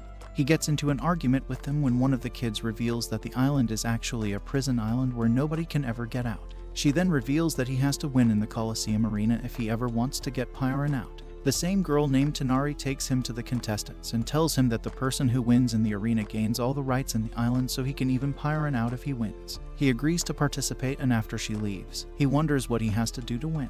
The contestants all gather around, and he asks some of them what he has to do in the arena, but nobody gives him a proper answer. The arena commentator announces that all the contestants will be divided in 8 groups, and the winner of each group will fight among themselves till there is a winner. He gets killed on the spot, and as the gates open, everyone rushes to the arena while Fushi just gets trampled under their feet. They kill each left and right as if it's farm and they are having a chicken party. Fushi watches all of this from a distance as people stab and kill each other without any second thought. Finally, a victory emerges from between them, and just when the crowd starts cheering for him, Tanari calls them out and points at Fushi, who is still alive. The victor gets an axe and shoots it straight at Fushi. It hits Fushi's head and blood oozes out of his head while he calls Boo's man's advice that he shouldn't let anyone see his ability. He wonders whether he should fall over, but he thinks about how he cannot win if gives up now. The victor comes near him and stabs him straight in the chest. He then stabs him with multiple blades and arrows, but none of them make him fall, while the crowd wonders what his deal is since he is still standing upright. Suddenly the victor feels sick and he collapses, which automatically makes Fushi the winner. He wanders outside after the match, and Tanari congratulates him on winning. The people from the audience gather around him and gush over him as if he is their new star. They give him food, and one ugly woman even asks him to marry her. Tanari gets above him and asks people to pay up 2 silver coins if they want to talk to Fushi. When someone complains, one of Tanari's friends shuts him up, and he reminds the other not to defy Tanari. Tanari explains to Fushi that he is one of the most likely candidates to win the Island Chief title, so everyone wants to befriend him so that he will let them out once he wins all the matches. She also reveals that she plans to take 80% commission from all his income, but Fushi doesn't understand any of this. Tanari's boss asks her what she is doing, so she asks him to prepare many ships for them so that they can leave afterwards once Fushi has won. She requests him to let her watch over Fushi till then, and he agrees. Fushi then wanders off to the town, but Tanari's group keeps following him since they don't want anyone to mess him up. He gets annoyed at their stalking, and they explain that they just want to show him the area around. They show him the 3 churches that are built around the arena, as well as the farming district where people labor away their lives. Fushi notices a couple of dead hanging bodies, and Tanari explains that they must have stolen some crops from the fields. She explains that killing is allowed on the island to maintain peace, and Fushi wonders how they can stand living at such a barbaric place. The others advise him to just get used to it, and that some people do leave the island sometimes, but mostly everyone keeps an eye on each other so that they don't go missing. Once upon a time, the island used to be a nation which used to keep criminals, but with time they lost control of the criminals, and afterwards the criminals decided to maintain the island by themselves. Other than the criminals, there are some family members, and Tanari explains that it's the job of some people like her to get people from outside to make them prisoners. Fushi notices that most of the people are not actually prisoners, but rather they are family members who get a special type of sign on their hand, so he asks Tanari why Pyron is being held separately. She reveals that she has heard rumors that Pyron poisoned 10 Yanon people many years ago, and Fushi recalls how Pyron told them all when they met that she is a criminal. Tanari explains that someone convinced her to get Pyron inside the ship and that the same person boarded the ship with them. Fushi starts walking away because he thinks they are all lying to him, and he calls them weird for acting so happy while they are living in such a miserable place. At night, he tries to shoot down a bird so that he can transform into one, and after failing multiple times, he calls his maker and asks him for his help to get Pyron out. He replies that he can only help him out if it helps him grow, and Fushi tells him that he doesn't want to go back to the tournament because he doesn't want to kill anyone in a one-on-one fight. His maker reminds him that he has killed many people in the past, including Gugu, who would be alive if it weren't for him, and when Fushi argues back, his maker explains that sometimes human beings can choose their time of death, including Gugu, who decided to die just to save him. He tells him that the people in the arena have decided to participate in killing with their own free will, so he shouldn't hesitate either, but Fushi doesn't listen to him. He goes to sleep later, and a creepy girl comes across him. She bends down and starts licking his face like it's a salami. The next day, Fushi continuously tries to climb the prison wall, but he keeps falling down. Tanari arrives to remind him that there's a match in 2 hours and he should be there. Tanari's boss runs to her in panic and asks her whether she has seen the guest who came from Yahello. At the arena, the creepy lady from last night takes on many men and butchers them easily. She emerges victorious while Fushi notices a familiar scent in the air. He also notices a mole coming out of the stone, but he accidentally crushes it and it passes away.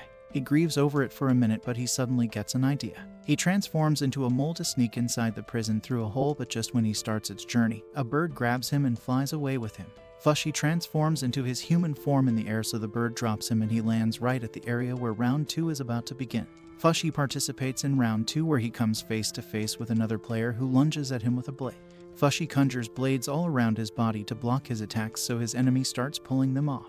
He asks him to surrender, but the enemy just bites his arm and keeps going like a lunatic. He transforms into a wolf to scare him, and when it doesn't work, he transforms into Gugu and throws fire at him.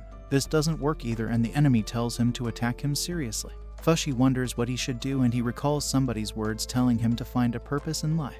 He doesn't recall the person, but he remembers their form, so he transforms into Perona suddenly. The enemy lunges at him when he sees a sexy chick, and Fushi lands a kick on his ugly face, which knocks him out. He then advances to round 3 while Hayes watches all of this from a distance. Fushi touches himself as he recalls Perona's words in the past, asking him about his purpose in his life as immortal.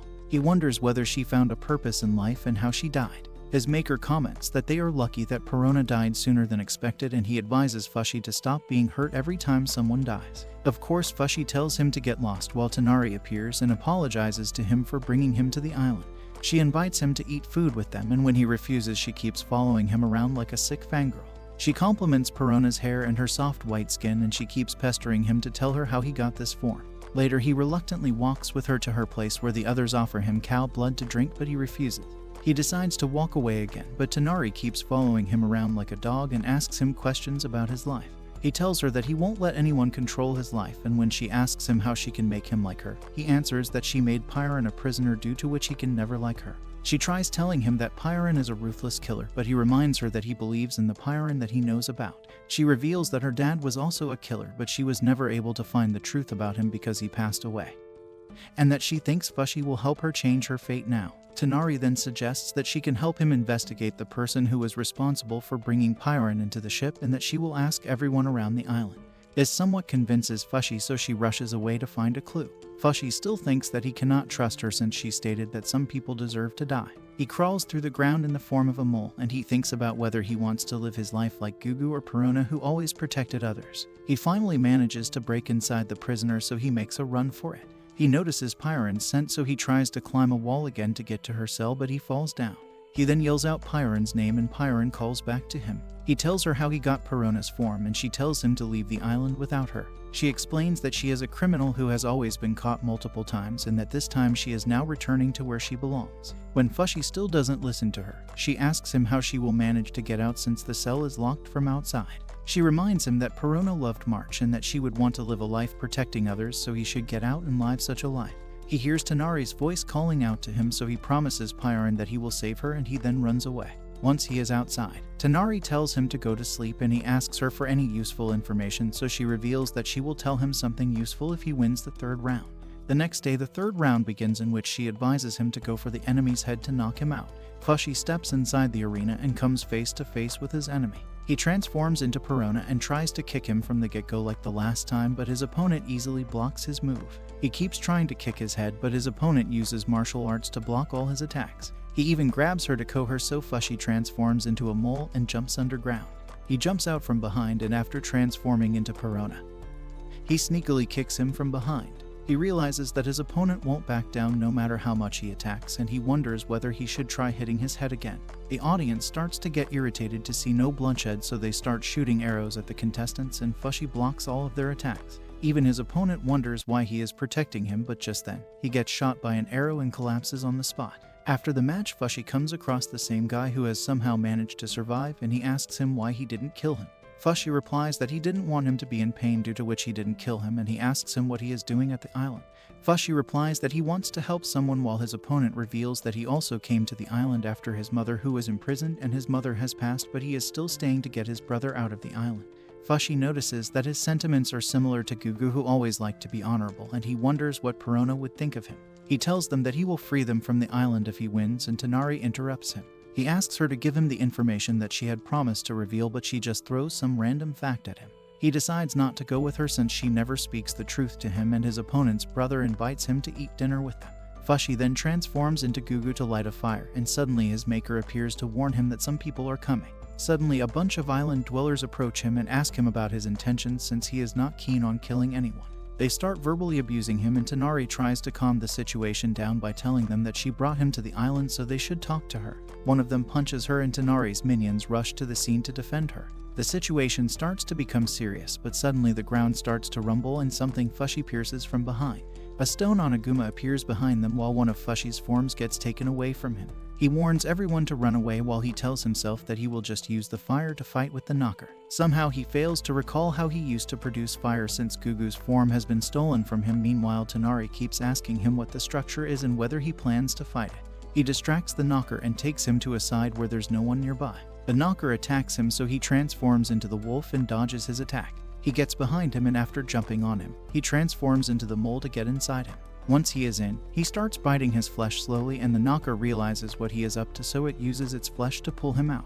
His form gets stolen again, and just when the knocker is about to attack him again, Tonari's group throws something at it to distract him. Tonari drags Fushi away, and he tells her to run away since someone close to him also died due to the knocker. She refuses to run away, and suddenly the ground splits beneath them.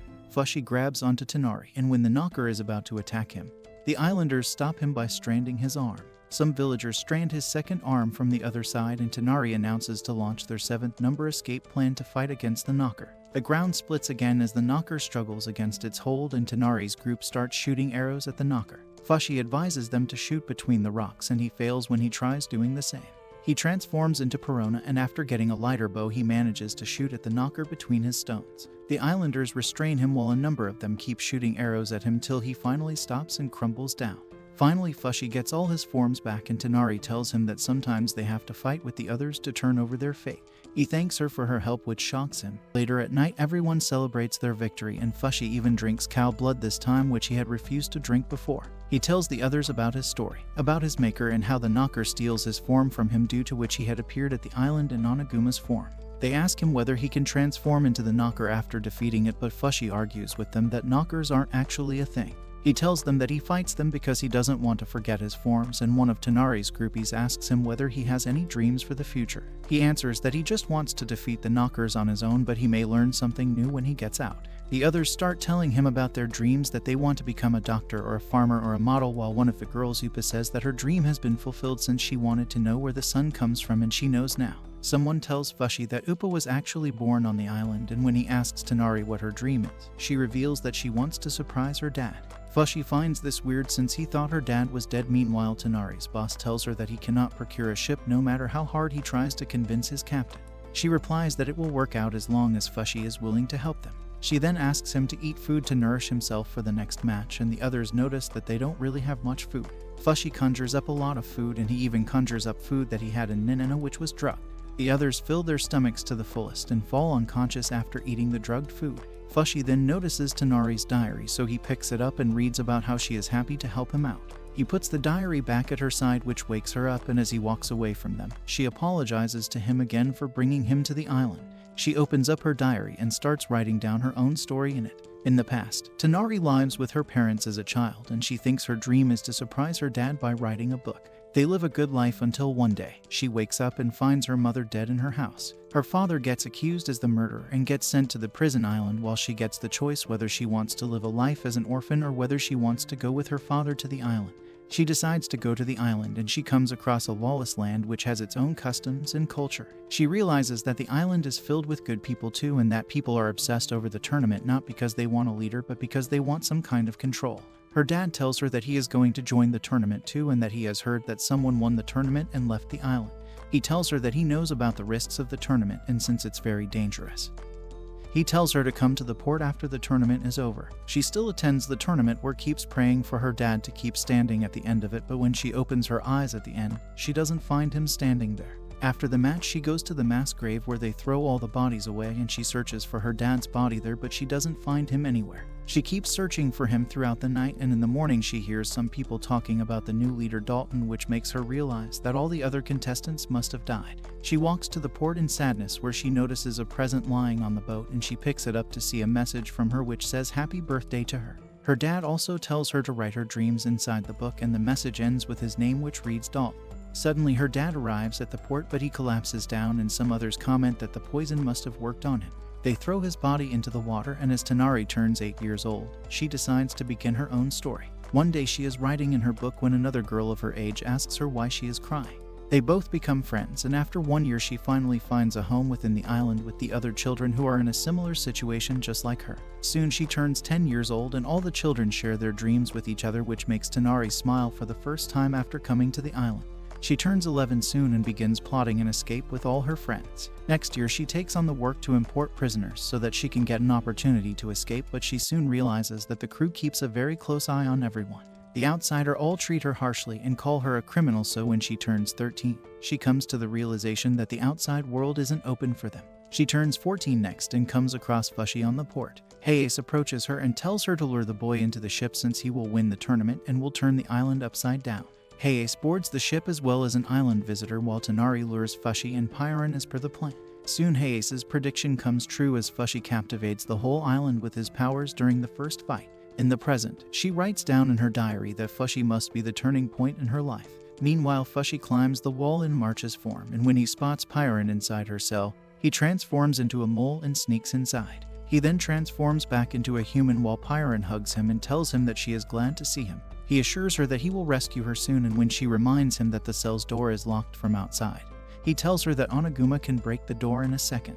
He assures her that he will rescue her after he has won the tournament, after which they will escape through the ship. She tells him not to put himself in too much danger, and he then leaves when he gets a signal. The next day he arrives at the arena for the final fight, and Tonari gives him a blowgun to use if he struggles to fight properly. He thanks her and assures her that they will all escape. He comes face to face with his final opponent, who is Hayes, and she tells him that it's been a while since she killed March. He recalls how March felt pain when she died, and Hayes spews some bullcrap that death brings freedom. He lunges at her as he transforms into Oniguma, but she swiftly dodges all of his attacks. She jumps on his back and then stabs his eye out. She throws the eye like it's a piece of juicy candy, and she tells him that he can't attack her properly in such a huge body, so he transforms into Perona and asks her what her motive is. Hayes reveals that she was the one who killed Perona, as she recalls how she cut Perona's head off and how she made her suffer for a long time. Fushi becomes furious and declares to kill her, so he lunges at her again and again in different forms. She keeps hitting him back in all of his forms, and she calls really feeble even if he is immortal. She then pinches him with a needle, which knocks him out and gets declared the winner of the match. After Fushi is beaten, Tonari's group members realize that they have lost their chance to get out of the island, while Hayes thanks the islanders for taking her of her Fushi. She proposes to them a deal in which she asks the people to look after Fushi with her, and she tells them that she found Fushi in a feral state 5 years ago. She keeps yapping that she took care of him for 5 years, after which he ran away because he wasn't mature enough, and she has found him again after desperately searching for him for 5 years. Tonari's group members yell out that it was actually Hayes who hired them to bring Fushi to the island, and Hayes argues with them that Fushi came to island because of the will of the heavens. She tells the audience that Fushi fought for their sake against the stone creature along with the help of some people, so he needs their help again in case the creature strikes again. The people in the audience wonder whether Fushi is some kind of creature from heaven, and Hayes tells them that she wants to form an army with them to protect the island and to look after Fushi as the person who discovered him in the first place. Some people agree with her while some of the others tell her to get lost since she isn't originally from the island, so she tells them that she plans to give away her powers to one of them. She then signals out Tanari for this purpose, so the people start chanting that they should kill Tanari to end this matter. Tanari and her groupies begin to sneak out of the arena while Hayes assures the people that if they become her followers, they won't ever have to become hungry and won't have to work either. She carves the prisoner sign into her hand like a crazy psycho and yells out loud that she will serve the holy land of Genanda. The people cheer for her while Tanari's group manages to sneak away.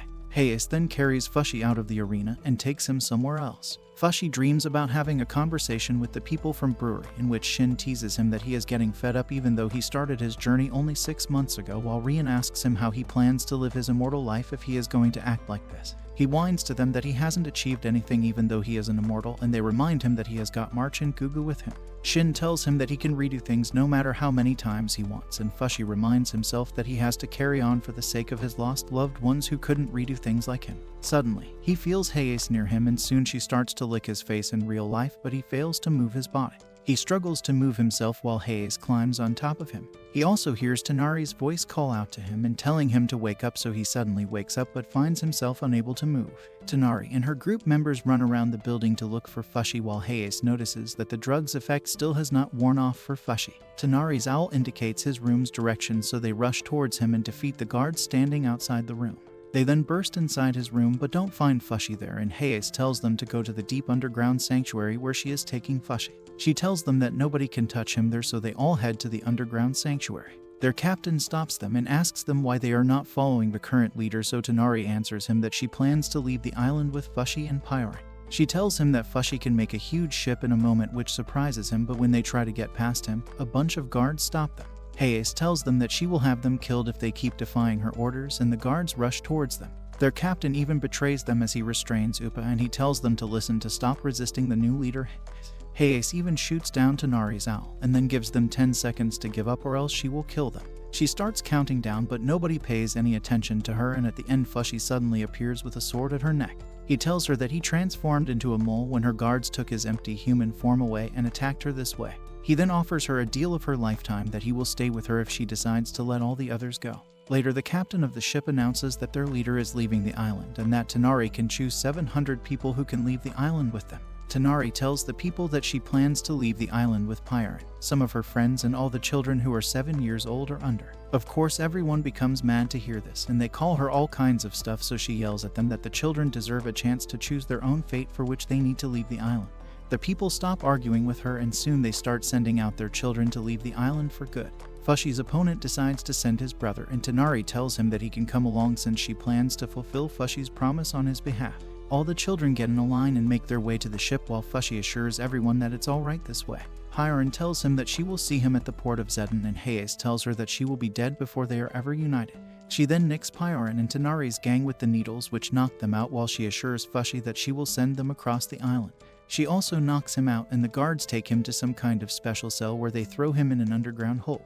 Tanari wakes up inside the cell, and her boss helps untie the rope around her wrists. The ship gets ready to move, so Tanari requests her boss to help her out. She gets on a small boat with his help and tells him that she is going for Fushi's sake. One of the guards spots her, but her owl dives down just in time and knocks him out. Her boss advises her to keep rowing at the blind spot of the ship, and she tells him to take care of all the kids who are on the ship. Soon she starts to head back to the island while Fushi wakes up at the bottom of the hole. Tanari recalls how angry Fushi looked when Hayes told him about Perona's death, and that he resembled a human, so she decides that she wants him to be a part of her. After getting back to the island, Tanari sneaks above the structure where Fushi is held, and he tries to sneak a message inside the underground hole which will help him escape. She tries to remain quiet and cautious, but she suddenly hears a sound behind her, and she turns around to find Fushi standing there. He asks her what she is doing there, and he reads her letter, which makes him realize that she has come to save him. He tells her that the walls of the hole are really brittle, so he can always transform into Perona to climb out of it, and that he was feeling bored, so he transformed into a mole and got out to get fresh air. He then asks her why she isn't on the boat since her dream was to leave the island, and she tells him that she stayed behind to protect him. They argue about who can protect whom, and after debating over the world's most useless topic, they get to the port to leave the island. Tonari notices that there's a storm coming, so he advises Fushi to wait till the storm passes the island, even though he argues against it. They both take cover in a cave where Fushi lights a fire with his Gugu form, and he tells Tonari that he has asked his maker to let him know whenever the knockers are about to attack him. She wonders whether the world is going to be destroyed, since his maker says that the purpose of making Fushi is to preserve things. She wonders whether his maker is God, and when he asks her what God is, she explains that God is the one who makes everything and that he treats the bad people harshly while he is kind to good people. She says that God is like a parent, so Fushi tells her that his maker is definitely not a parent, so he cannot be God. She then wonders whether the knockers are demons who oppose the gods, but Fushi doesn't understand any of it. She tells him that her dad never killed anyone when he came to the island, but when he killed everyone at the tournament he looked really happy. She even becomes convinced that her dad must have killed her mom too, so Fushi tries to console her that both kinds of killings are different. She asks him whether he understands her and that she should be sick of the island after seeing all the killings, but she still feels like she is one of the islanders since she wants to kill people and that she has never prayed to God because of this. Fushi tells her that they can do what they want to do even if their parents are demons, and he also thanks her for coming to save him.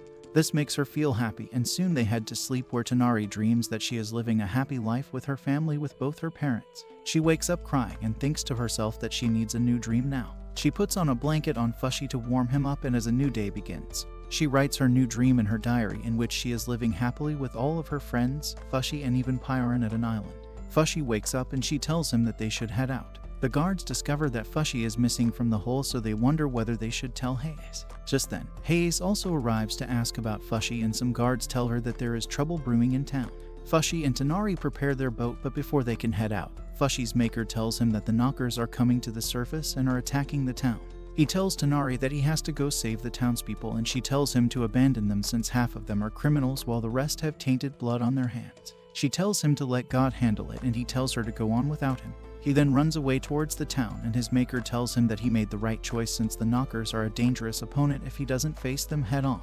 He asks the maker why the knockers aren't coming towards him, and he answers that he doesn't know, but he only needs a sword to face his enemy. Meanwhile, in the town, Hayes watches as a corpse starts to rise from a corpse pit and twists itself. Suddenly, corpses start to rise, and the town people start fighting against the already dead people who are being controlled by the knockers. Fushi notices that the moving corpses are not in pain, and as takes on one of them, he hesitates to kill them because they seem like humans. He still manages to stab one of the corpses, but it attacks him back, and on his maker's advice he stabs the corpse again, which defeats it.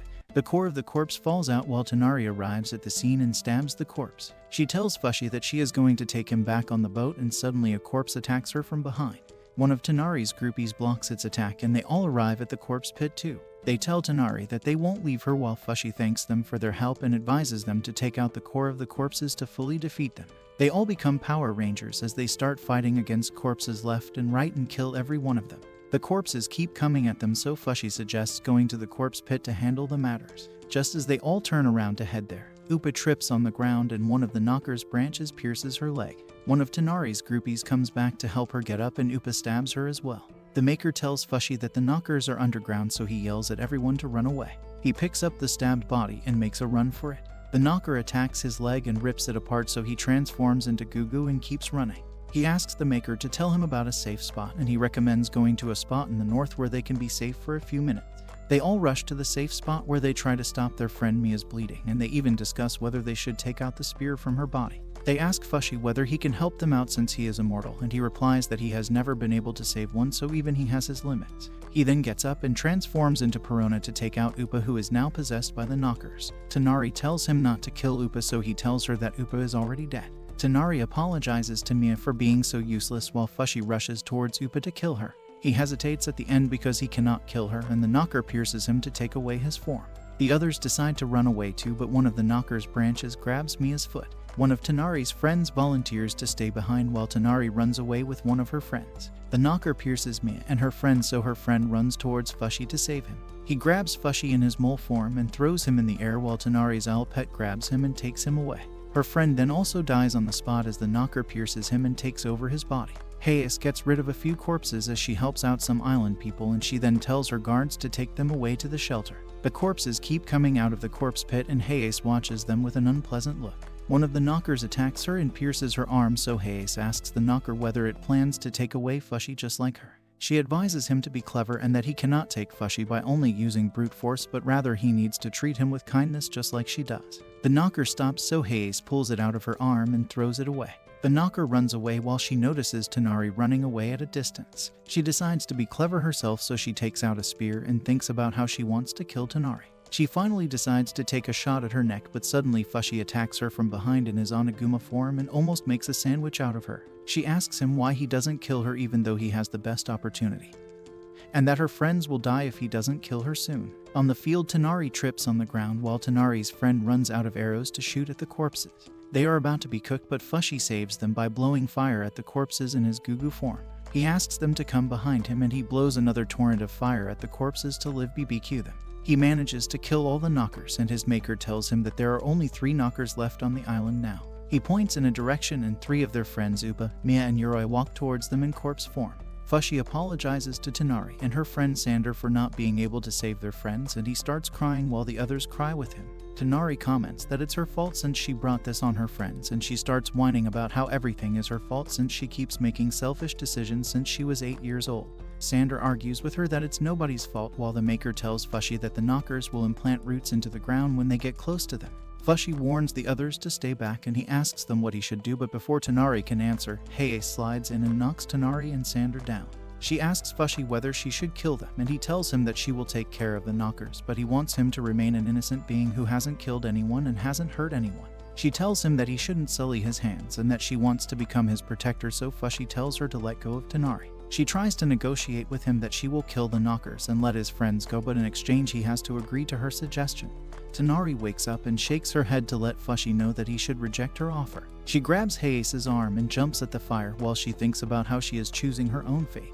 Fushi manages to grab them as he jumps over the fire, and he even nicks Hayes' neck with her needle, which shuts her yapping mouth for good. He ties her hands up while Tonari retrieves a sword to finish off her friends. Fushi takes the sword from her and heads in the direction of the knockers. The rest of the islanders gather at the shelter, and Tonari tells Fushi that Upa was sold by her parents for a silver coin.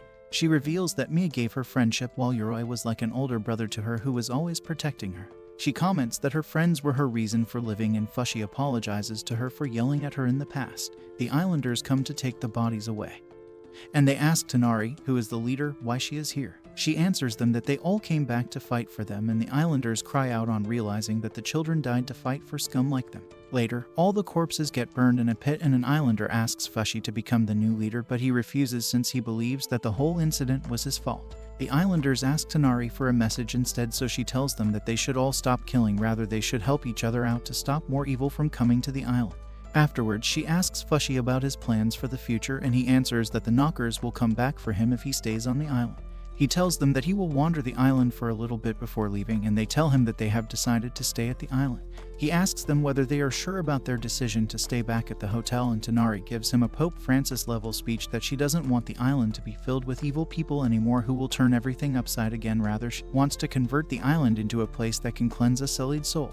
They all go around giving away fruits and attending to injured people while Fushi gives fruits to the children. Soon Fushi prepares himself to head out, and he decides to take Hayes with him. He wonders whether Hayes' guards will come to the island to look for her, and Tonari assures him that they will take care of them.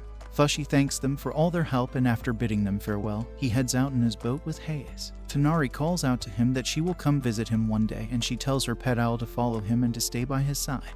After some time, Hayes wakes up and Fushi asks her what her objective is. She tells him that she wants to stay by his side, so he asks her whether she needed to kill March and Perona to achieve her objective.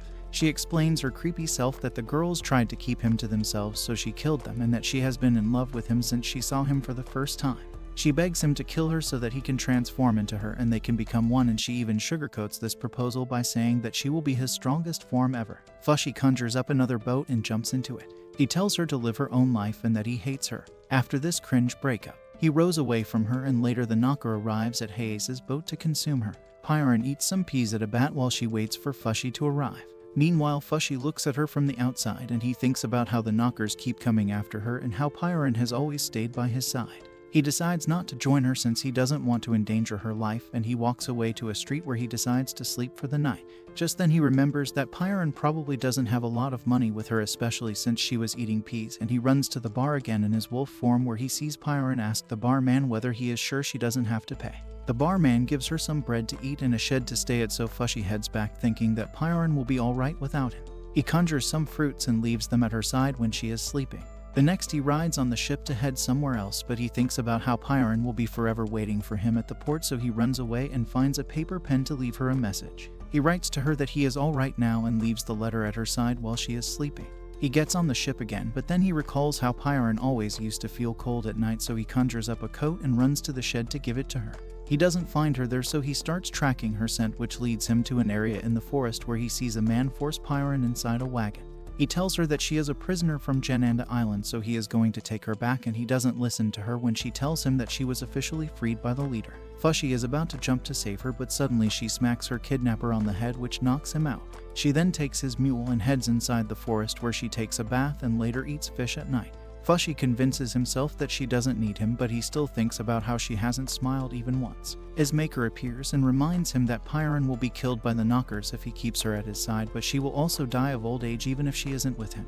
He gives him a reality check that all human beings have to eventually die, and that she will die as an old person eventually one way or another. Fushi asks him what he should do, and his maker asks him back whether he is feeling lonely.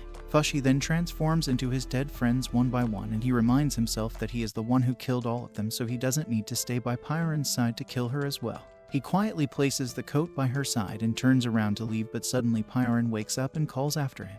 He tries to run away and even pretend that he is a stranger while he is Mia's form, but Pyron just hugs him, which makes him start crying. Later, he and Pyron go to the deserted island where there is nobody so that Fushi can begin his training. In the meanwhile, on another island, a boy brings fruits for an injured person and she hurls him inside. Fushi and Pyron continue to live on the island, where Pyron catches fish while he keeps growing and learning. His maker points out that the knockers are a few meters away from him, so he and Pyron make a run for it. They now have a rule that whenever the knockers are near them, they will run away no matter what, and that Fushi will always sleep after her and wake up before her too. He keeps writing down this stuff on a paper so that he doesn't forget anything, but he later burns his journals since he can conjure them up again. He asks Pyron whether she wants to eat something specific and whether she has any wish, so she reveals that she wants to become young again. She tells him that she used to be quite a hottie in the past and that she even has a grandchild, so now she has freedom. Fushi senses a particular feeling of fulfillment after listening to her, and later he wonders whether he can ever feel the same. Slowly, his life with Pyron begins to change as she keeps falling off the donkey and her memory begins to weaken, which makes her forget even basic tasks like eating on time. He starts carrying her around due to her back pain, and she gets cranky at him for treating her like a child. She complains that she is an old senile old hag, so he should just leave her behind, but he continues to take care of her without understanding why she is behaving in this way. She even tries to leave one night and tells Fushi that the Yanom are coming after her, so he convinces her to come back. Slowly, with time, her troubles grow, and this time Fushi also begins to change her as he experiences something new. He smiles less frequently now, and one day she tells him that she is really happy that she got to meet him. She tells him to bring the vegetables inside since it's about to rain, and when Fushi heads out, she lies down slowly. She calls out to Fushi's maker and tells him to take her away and to reincarnate her into someone who can be more useful to him in the next life. His maker tells her she may not be fully herself if it happens, but she still urges him to proceed, especially if he cares for Fushi. Soon she passes away and enters the spirit world as a young girl. Fushi's maker intercepts her there, and she touches the orb that he is holding. Fushi arrives back to discover that Pyron has died, and he breaks down crying. He keeps crying for ages and ages till he finally gets down to business and burns her body. He thinks about what he should do next, but before that, he conjures his journal to update it. He sees a message from Pyron telling him to do whatever he wants in his life just like her, and he thanks her for the advice. Afterwards, he heads out with his mule, and time continues to pass as usual. Several decades pass by, after which Fushi defeats the Knocker's core once more and burst out laughing. Thanks for watching till this long, my fellow men of culture. Don't forget to tell us about your favorite waifu from this anime and subscribe to the channel for more content.